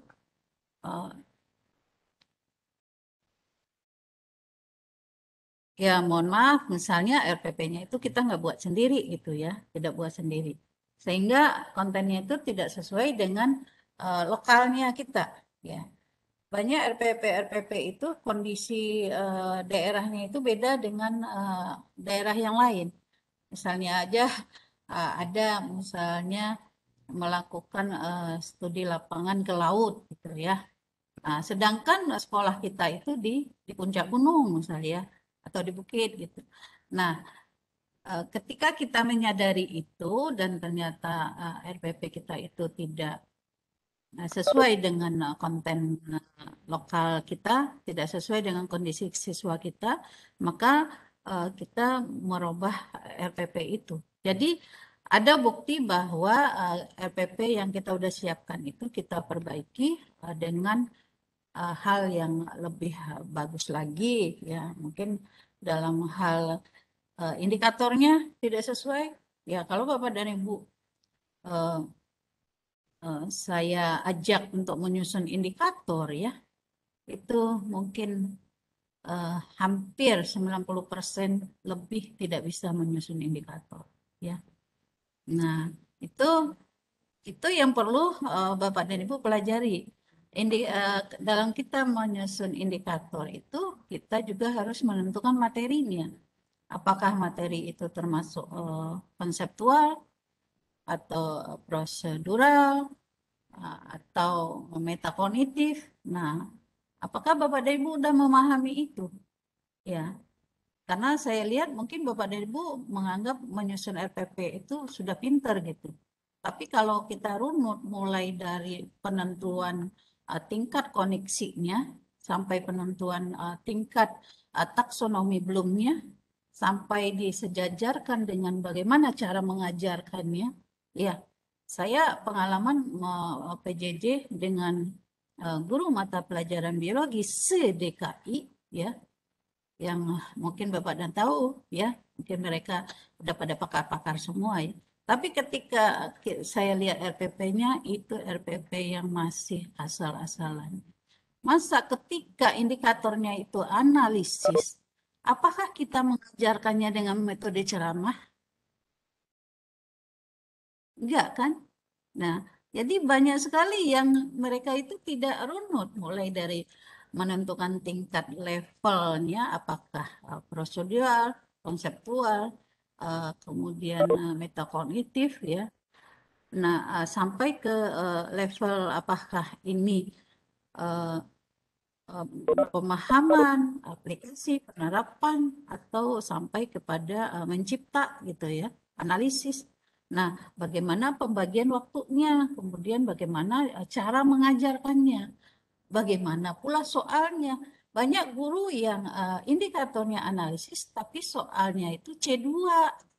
Tapi ya Bapak dan Ibu kan merasa udah pintar semua kan, padahal sebetulnya untuk memahami itu masih perlu Bapak dan Ibu melakukan PKB ya, pengembangan keprofesian berkelanjutan. Karena saya lihat tuh di bagian pedagogik banyak yang isinya udah kosong aja semua, jadi udah pakar aja semua kan. Tapi saya tidak yakin gitu ya, tidak yakin apa emang udah pakar Bapak dan Ibu menyusun RPP. Berarti kalau Bapak dan Ibu udah pakar RPP, berarti Bapak dan Ibu udah pakar nyusun instrumen penilaian, udah pakar tentang strategi pembelajaran, udah pakar tentang alat peraga, udah pakar tentang media pembelajaran, udah pakar tentang pengelolaan kelas. Berarti Bapak dan Ibu udah guru yang top, top the best, semuanya pantas jadi guru teladan. Ya, ya begitu ya. Ibu begitu. Tambah lagi, berarti itu nanti bisa kita masukkan setiap bulan ya Ibu ya? Boleh. Kalau saya masukkan di PKB itu berarti kan kita bisa membuat jadwal setiap bulan ya untuk membuat RPP revisi itu ya? Boleh, boleh. Kan tergantung kemauan kita dan keinginan kita, dan waktu kita, dan yang kita butuhkan. Iya, iya, iya. Jadi itu ilmu tidak sekaligus langsung kita profesional, tidak. Kita harus memahaminya step by step. Gitu. Untuk membuat soal aja, soal yang benar-benar valid itu bisa jadi satu soal itu nggak cukup atau satu hari. Ya, ketika kita belajar bagaimana cara membuat soal hot ya, saya sendiri sebagai dia suara ya, ketika ada pelatihan untuk khusus materi esensial biologi itu ternyata soal kita itu invalid semua ya. Yang selama ini kita anggap hot itu bukan hot, malah ternyata itu adalah C2, adalah C3 gitu. Nah, jadi itu yang mungkin kita menganggap kita benar-benar kompeten itu layaknya kita itu sudah sebagai narasumber. Nah, sekarang Bapak dan Ibu, apakah Bapak dan Ibu sudah sebagai pakar atau enggak? Kalau belum pakar, berarti nilainya belum 2, Bapak dan Ibu. Ya, tapi di SKP bisa jadi 2. Malah cenderung 2 semua gitu. Yang rajin dengan yang enggak yang rajin 2 semua gitu. Jadi nilainya tinggi-tinggi semua. Ya. Akhirnya guru-gurunya nggak mau belajar karena SKP-nya udah tinggi semua. Oke, ya Ibu Hasnawati ya. Ini ada Bu Ai izin bertanya, buku pedoman guru berisi rencana kegiatan dari indikator yang belum kita kuasai, bukti fisik yang belum kita punya, bukti fisik yang belum kita punya saja. Betul begitu Bun? Ya, itu utamanya ya, rencana kerja itu dari yang tidak kita punya ya. Tapi boleh juga yang sudah kita punya tapi belum maksimal ya. Ya, kalau kita mau lebih memaksimalkan ya.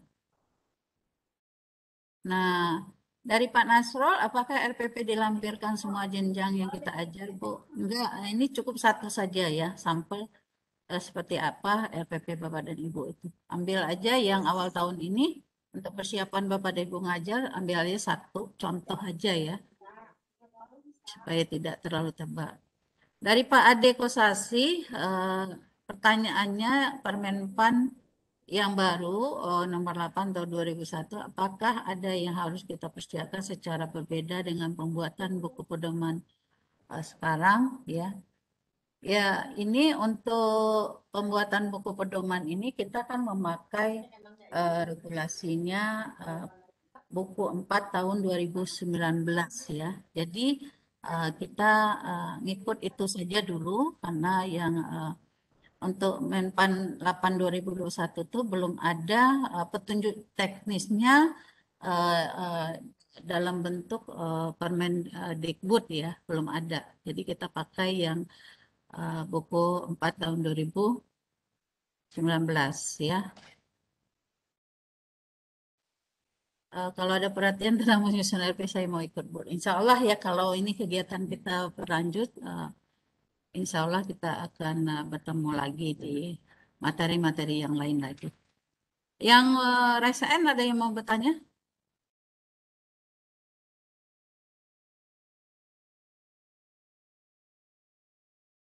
Ini ada pertanyaan di luar ini. PTK yang dijurnalkan bisakah diajukan untuk kali pengajuan PAK? Jika penulisan jurnal lebih dari 1 orang, bagaimana penilaiannya? Buku pegangan guru, apakah ada laporan pelaksanaan dari yang diprogramkan? Ya, untuk pertanyaan nomor 3, buku pegangan guru, apakah ada laporan pelaksanaan dari yang diprogramkan? Ini tidak perlu ya. Jika penulisan jurnal lebih dari 1 orang, bagaimana penilaiannya?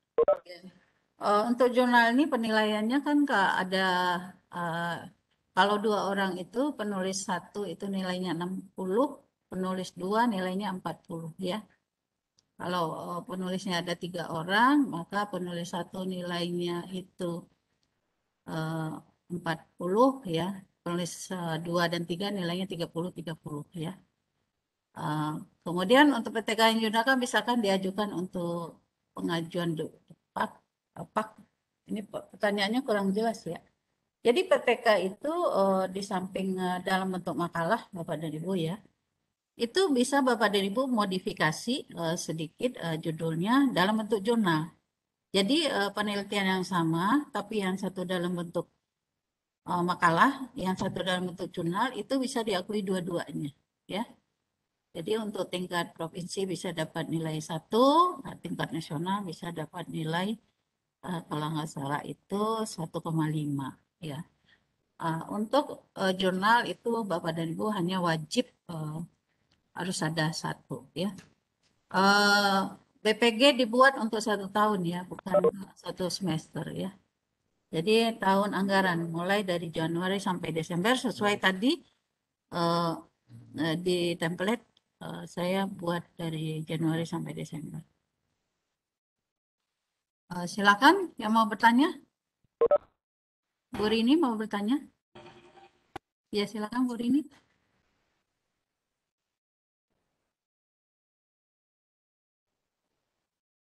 Bu Rini gimana masih? Silakan pada Bapak Ibu yang ingin. Terima kasih Bunda.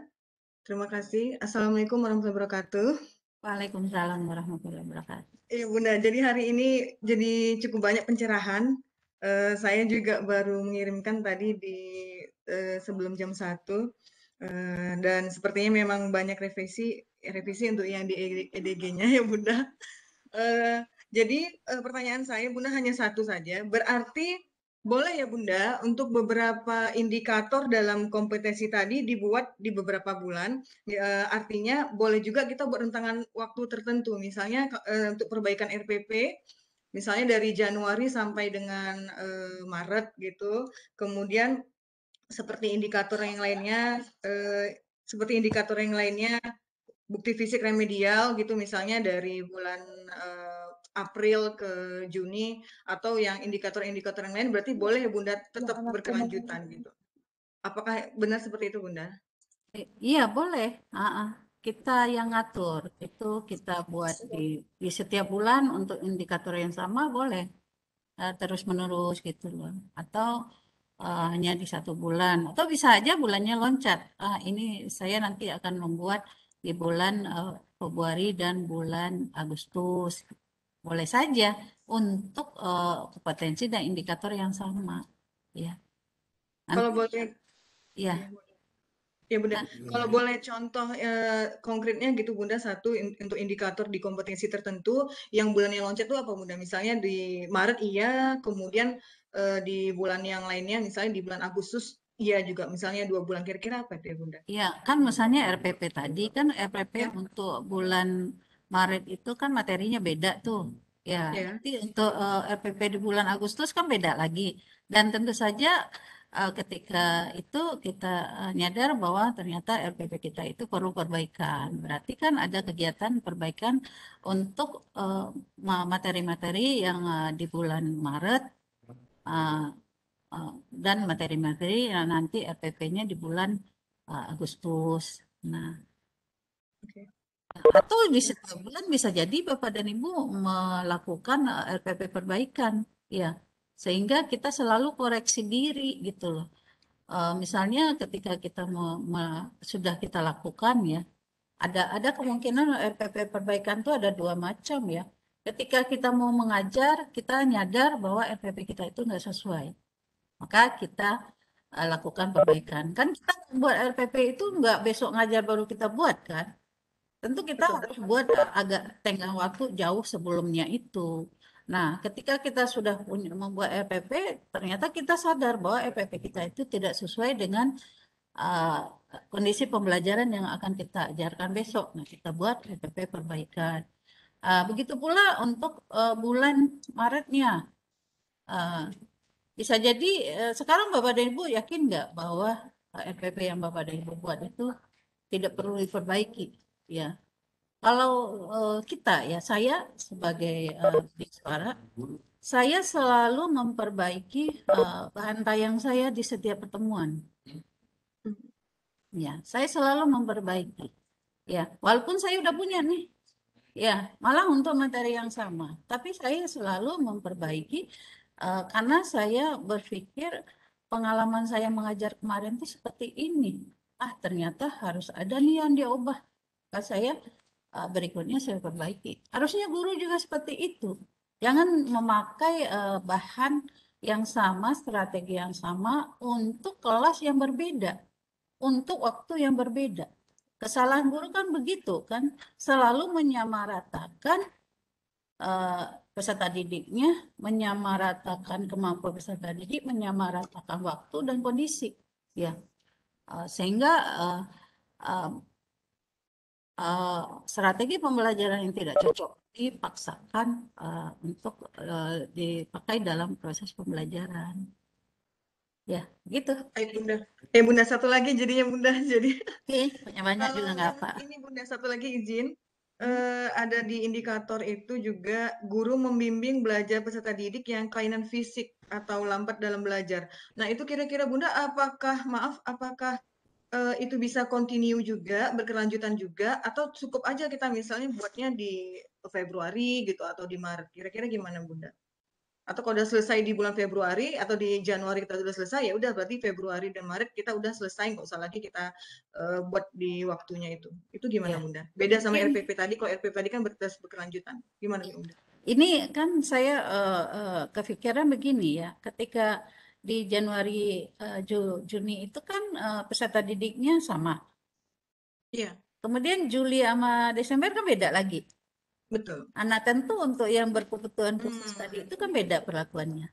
Ya, berarti ada pengulangan untuk memperbaikinya. Oke, Bunda. Tercerahkan, terima kasih Bunda. Oke, ya silakan. Terima kasih Bu. Yang tadi ada pertanyaan di chat itu yang saya baca, RPP yang 1 lembar ini tadi kan. Kemarin saya sudah sempat menjelaskan juga bahwa RPP kita itu kan 1 lembar ya. Nah, itu kan kemarin saya katakan bahwa RPP 1 lembar itu sah-sah saja untuk laporan administrasi.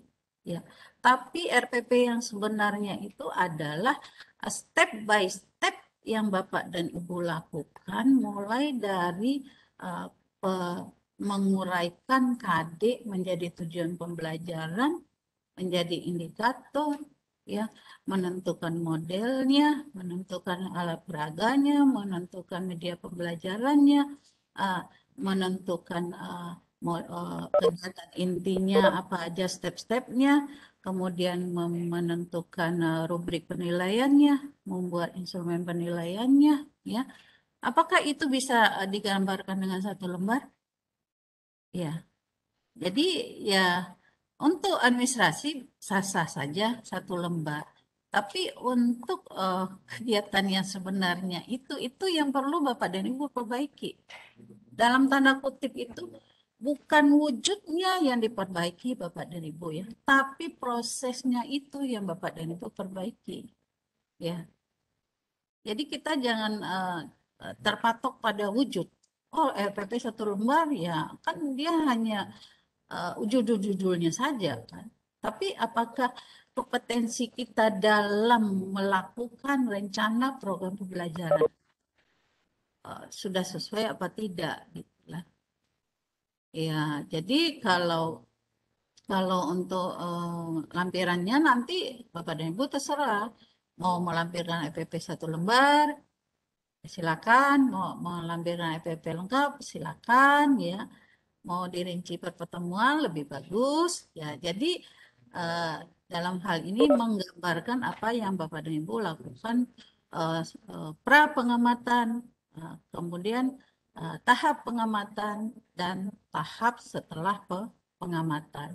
Nah, pra pengamatan kan itu kan Bapak dan Ibu menyusun mulai dari menyusun RPP, menyusun medianya, menentukan alat peraganya dan lain-lain. Nah, pengamatan itu bagaimana Bapak dan Ibu melakukannya mulai dari Assalamualaikum warahmatullahi wabarakatuh sampai Assalamualaikum warahmatullahi wabarakatuh menutup pembelajaran kan. Kemudian juga sesudah pengamatan Bapak dan Ibu harus mengolah nilai ya, menganalisis hasil ulangannya dan bisa jadi nanti Bapak dan Ibu melakukan remedial untuk peserta didik yang belum memenuhi nilai KKM-nya. Gitu. Ini pertanyaan di chat ya. Izin bertanya, apakah kenaikan pangkat harus 4 tahun? Kurang dari 4 tahun bisa apa tidak, Bu?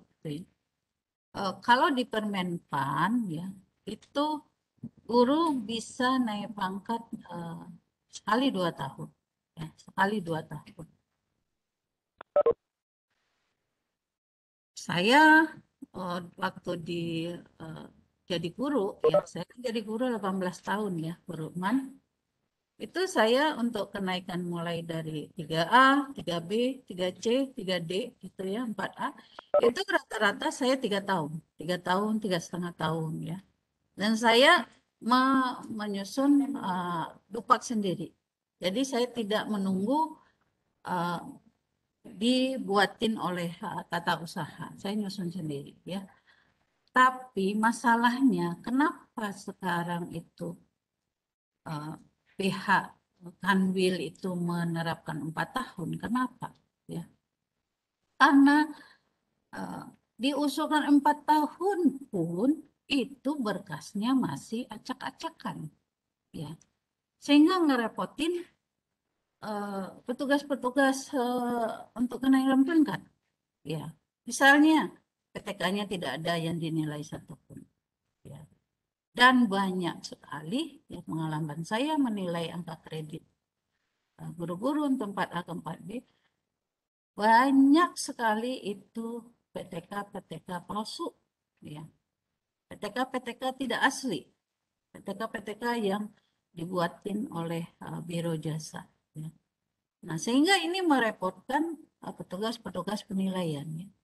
Kalau guru-guru membuat sesuatu memang sesuai aturan, misalnya seperti sekarang Bapak dan Ibu berusaha membuat buku pedoman guru yang memang sesuai dengan yang dipersyaratkan di buku 4. Kerangkanya sesuai prosedurnya Bapak dan Ibu lakukan sendiri. Nah, nanti Bapak dan Ibu buat 4 buah selama 4 tahun. Insya Allah Bapak dan Ibu sekali usulin langsung naik pangkat. Ya. Lagi usulin langsung naik pangkat.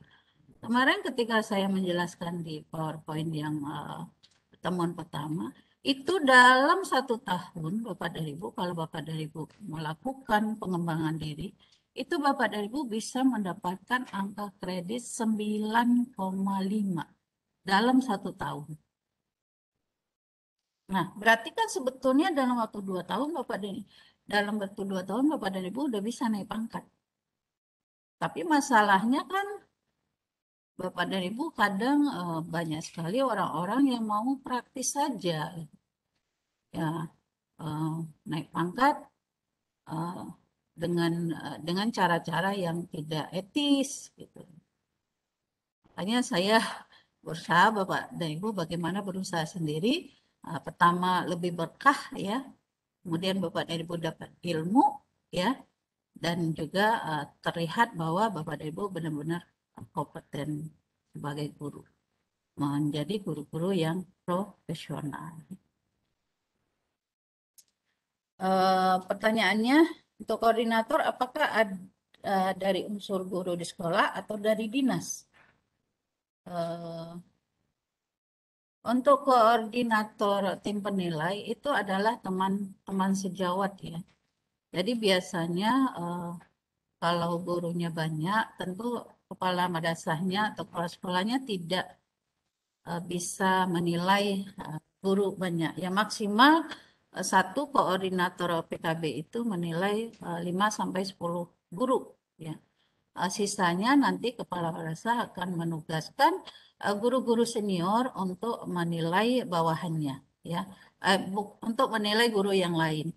Persyaratan dari koordinator penilai ini, yang pertama golongannya harus lebih tinggi atau sama dengan yang dinilai, ya. Kemudian yang kedua harus menguasai tentang penilaian kinerja guru, ya. Dan itu harus guru di sekolah itu, bukan dari luar, ya. Misalnya ada guru yang diperbantukan, ya. Guru diperbantukan di sekolah swasta. Nah, itu maka yang menilainya itu adalah pengawasnya, ya. Pengawas di wilayah kerja itu, ya. Nah, itu pertanyaannya, jawabannya untuk yang koordinator, ya. Setiap tahun ada kelas baru dan ada anak lulus. Bagaimana buku pedoman guru terkait mengenal karakteristik peserta didik, ya. Ya, karena ini kan awal tahun, jadi kita ambil hasil yang kita alami di tahun sebelumnya, ya. Tahun sebelumnya berarti tahun 2021. Nah, apakah dalam hal ini walaupun siswanya itu berbeda, ada yang tahun pelajaran 2020-2021, ada tahun pelajaran 2021-2022. Nah, di sini Bapak dan Ibu ambil rata-ratanya saja, bagaimana kemampuan Bapak dan Ibu dalam mengenal karakteristik peserta didik, ya. Ya, kalau misalnya masih nilai 1, ya, untuk nilai indikator itu kan 0, 1, 2, ya. Kalau nilai Bapak dan Ibu masih 1, ya, berarti kemungkinan kemampuan Bapak dan Ibu menganalisis itu perlu ditingkatkan, gitu, ya. Silakan, ada yang bertanya lagi? Masih ada yang raisen, Ibu, ini. Iya, silakan. Bu Yani dipersilakan.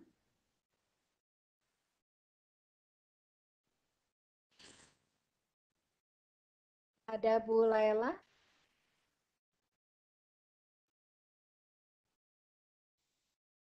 Sepertinya terkendala jaringan, Ibu. Saya juga sama lupa, jadi pemaparannya ada yang terdengar, ada yang masih tidak. Unmute. Masih mute. Ya, ya, yang itu masih unmute. Bu Yeni juga sama. Bu Laila juga sama. Ibu Yeni dipersilakan. Ini Bu Laila sudah buka, Bu, mic-nya. Dipersilakan, Ibu, untuk bertanya. Tadi saya sudah nulis, Bu, karena jaringannya terganggu. Terima kasih, tadi sudah dijawab. Di chat, ya. Ya. Ya. Saya akan baca. Sudah dijawab tadi, ya. Sudah, ya. Yang ini setiap tahun ada kesalahan kelas baru dan ada anak lulus, bagaimana BVG terkait mengenalkan karakteristik peserta didik. Itu, Ibu, ada pertanyaan dari Bapak Ahmad. Ya, itu tadi udah dijawab barusan. Karena saya, Bu, ini jaringannya mungkin, ya. Ya, ini kan itu diambil dari peserta didik tahun ajaran 2020-2021 untuk yang Januari Juni kan. Kemudian tahun pelajaran 2021-2022 untuk yang Juli Desember. Nah, kita rata-rata saja bagaimana kemampuan kita dalam mengenal karakteristik peserta didik. Nah, kalau seandainya nilai kita baru 1, belum 2, ya maka itu perlu ditingkatkan. Ya, itu untuk mengenal karakteristik peserta didik itu kita perlu pelatihan, misalnya itu adalah psikologi, ya, tentang psikologi anak. Pernah nggak Bapak dan Ibu terfikirkan Bapak dan Ibu harus memerlukan pelatihan tentang psikologi anak? Belum, Ya, Bu. belum kan? Padahal itu perlu Bapak dan Ibu ya. Bagaimana kita memahami karakter anak itu. Nah, itu bisa jadi sekolah memprogramkan untuk mengundang ahli-ahli psikologi. Sehingga anak-anak yang mungkin dalam tanda kutip bermasalah ya, atau berkebutuhan khusus atau yang lain, itu kita sebagai guru bisa punya strategi-strategi sesuai dengan ilmu psikologi. Jadi bisa terpecahkan hal-hal yang tidak diinginkan. Ya. Baik Ibu, terima kasih atas penjelasannya. Bapak Ibu yang masih ada di room ini, waktu masih ada. Jika memang ada yang mau ditanyakan, dipersilahkan. Jangan seperti ini, Bu. Jadi banyak chat yang masuk bertanya kepada saya. Lah, saya kan bukan narasumber mau jawab apa, makanya yang chat ke saya itu, Ibu, saya langsung tujukan, silakan berdiskusi di WA Group, ditujukan kepada Ibu Derma. Karena beliau nanti di sela-sela waktunya, di sela waktu kekosongannya Ibu dan Bapak akan menjawab pertanyaan dari Ibu Bapak. Karena kita juga sama sebagai ASN atau tenaga pendidik memiliki sebuah kewajiban ketika kita harus ke kelas, jadi tidak online selalu berada di depan WA. Jadi mohon maaf jika ada yang chat itu kadang-kadang terlambat, bahkan tidak dibuka sama sekali. Jadi kalau ada terkendala silahkan Ibu Bapak berdiskusi di WA Group terkait pertanyaan-pertanyaan, khususnya Ibu yang japri ke saya itu tentang tugas, Bu. Banyak sekali, ya. Saya juga japri tentang ini, tentang kenapa tidak bisa kirim tugas. Iya, jadi ada yang buat Google Classroom kan bukan saya, jadi saya kan nggak tahu permasalahannya di mana kan. Ya. Ternyata kan tapi Ibu ada ya, error. Bu Derma, buat itu ya pengumpulan oleh Ibu dibuat drive ya, itu saya lihat ketika saya kirim juga itu banyak yang masuk Bu, kalau dikumpulkannya ke kantung tugas yang Google Drive yang Ibu berikan. Baik Bu, saya mungkin yang membuat GC-nya juga aneh kan, kalau masalah di kami berarti tidak akan ada salah satu pun yang masuk, sementara di sini sudah ada beberapa peserta yang sudah bisa masuk. Nah itu mungkin yang permasalahannya adalah di peserta itu sendiri gitu, bukan di kami, karena kalau permasalahan di pembuat GC ataupun narasumber ya dari Ibu, maka tidak ada satupun yang bisa masuk. Kemudian tidak ada satupun tugas yang bisa masuk. Saya lihat di sini ada masuk, boleh mungkin saya izin share ya.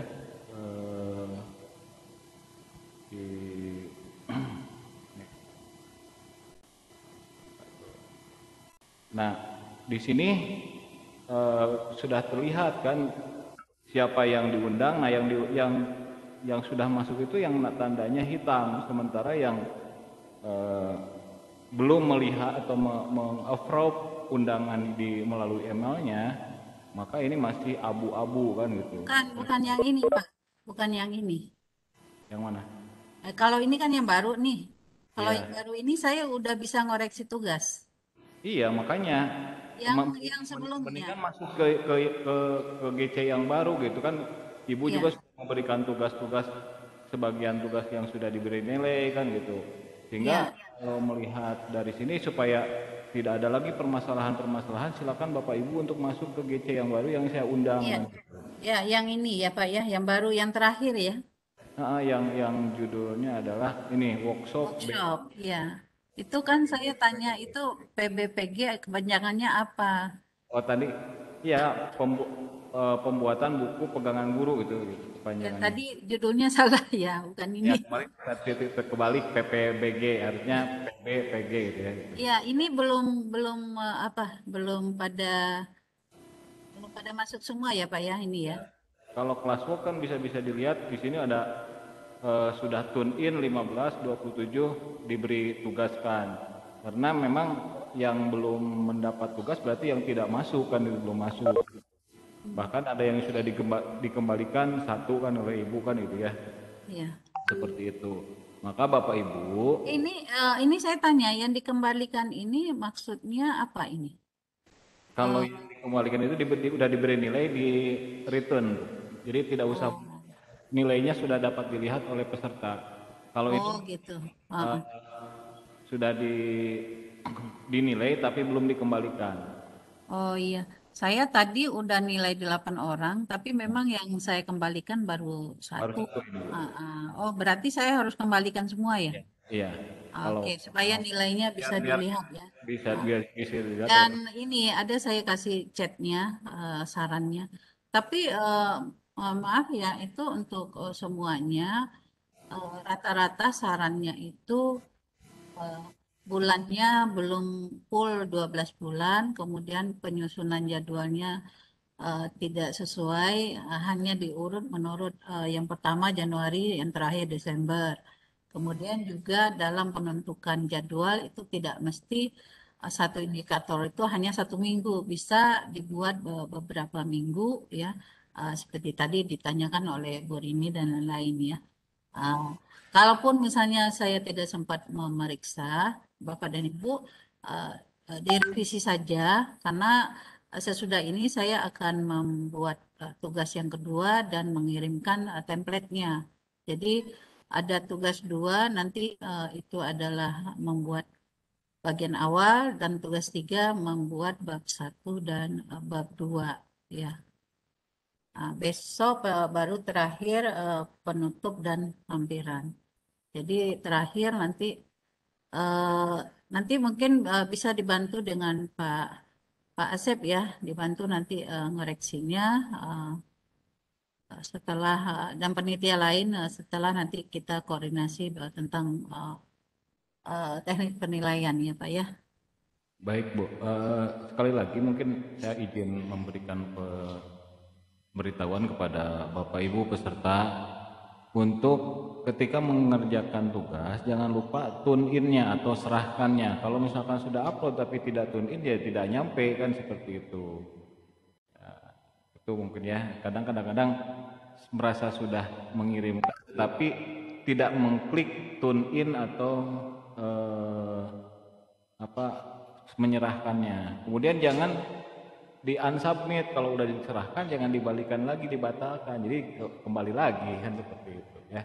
Mungkin itu Bu ya. Jadi tolong Bapak Ibu untuk mengecek emailnya. Kalau silakan email tidak ada, mungkin di bagian spam. Kalau tidak spam coba di logout dulu, masuk lagi. Nah baru kalau sudah itu baru silakan wapri ke saya.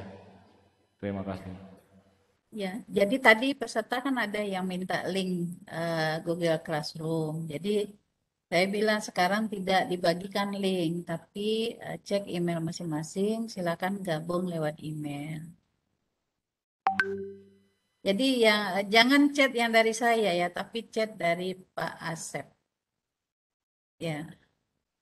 Baik, mungkin Pak Asep banyak yang kurang paham ya di GC ini. Ini aja Pak Asep, nanti setelah akhir kita di room ini dikasih pemaparan lagi kata-kata bahwa untuk GC itu tidak diundang melalui link, melainkan dilihat dari emailnya masing-masing lalu gabung ya seperti itu. Jadi karena apa? Karena saya lihat dari Pak Asep tadi share screen itu baru beberapa orang, berarti baru peserta itu saja yang baru bergabung, Ibu. Kemungkinan dari peserta itu sendiri belum melihat email yang masuk seperti itu, ya Bu. Iya. Ibu, Yang sudah masuk itu adalah 43 peserta, Bu. ya, Makasih, 43 Pak dari 100 lebih ya. 120 Saya lapor ya. Pak Sep. Untuk email saya kan kemarin katanya nggak bisa di-invite oleh Bu Dharma. Jadi saya ada 2, tadi saya sudah isi kembali GF-nya. Mungkin apa tuh bisa di-emailkan kembali. Ini saya cek di email saya memang udah ada masuk. Kalau dari Bu Dharma ada 2 kali masuk. Yang dari Pak Asep belum ada. Japri aja Bu ke Pak Asepnya. Oke. Ya. Terima kasih. Baik. Oke, terima kasih ya. Pak Asep berarti yang bermasalah dengan GC, Japri Pak Asep ya. Kemungkinan itu masalahnya itu Pak, emailnya kayaknya terkait email. Email. Ya. Semangat, tetap semangat Pak Asep. Terima kasih, semoga lelahnya menjadi lilah ya Pak Asep. Kita sama-sama berjuang. Iya Bu. Mohon maaf karena saya juga tadi kan sinyal 1, 2 ini kedengaran, ini enggak gimana ya. Itulah kehidupan online ya Ibu, tidak selamanya ini sekarang normal kembali. Tapi ketika saya buka video itu melemah lagi, makanya mohon maaf. Bu ke Balai Diklat Jakarta aja Bu, sinyalnya 5 di sini Bu. Iya, mau ke Tangerang juga diundang. Ya, mungkin Ibu ada yang mau disampaikan lagi closing statement sebelum kita tutup karena sudah waktunya azan, Bu Dharma? Iya, oke. Jadi yang pertama ya untuk evaluasi diri gurunya diperbaiki lagi untuk penjadwalannya dan penuh ya, kegiatannya penuh mulai Januari sampai Desember. Bisa jadi satu indikator itu dilakukan beberapa bulan ya. Bulannya bisa berurutan atau bisa bulannya itu loncat bulan ya. Itu pertama perbaiki itu dulu. Kemudian nanti saya sesudah ini saya akan buat untuk tugas 2 ya. Dan tugas 3, tapi jangan buka dulu tugas 3 ya, sebelum buat tugas 2 ya. Nah, tugas 2 gampang, hanya Bapak dan Ibu membuat cover ya, dan membuat kata pengantar, lembar pengesahan dan lain-lain ya. Itu sebentar lah ya, paling juga setengah jam selesai ya. Kemudian langsung di-upload ya, langsung di-upload ke tugasnya. Kemudian baru buat tugas 3 itu mulai dari bab 1 buat latar belakang, tujuan, manfaat ya, kemudian rencana kerja, kemudian untuk pendidik dan untuk gurunya. Kemudian bab 2 dibuat tabel-tabel itu tadi sampai 12 bulan. Kemudian di-upload lagi ya. Untuk besok kita Zoom juga ya, Bu Lina, untuk terakhir. Betul. Ya, besok tinggal sedikit sih sebetulnya ya.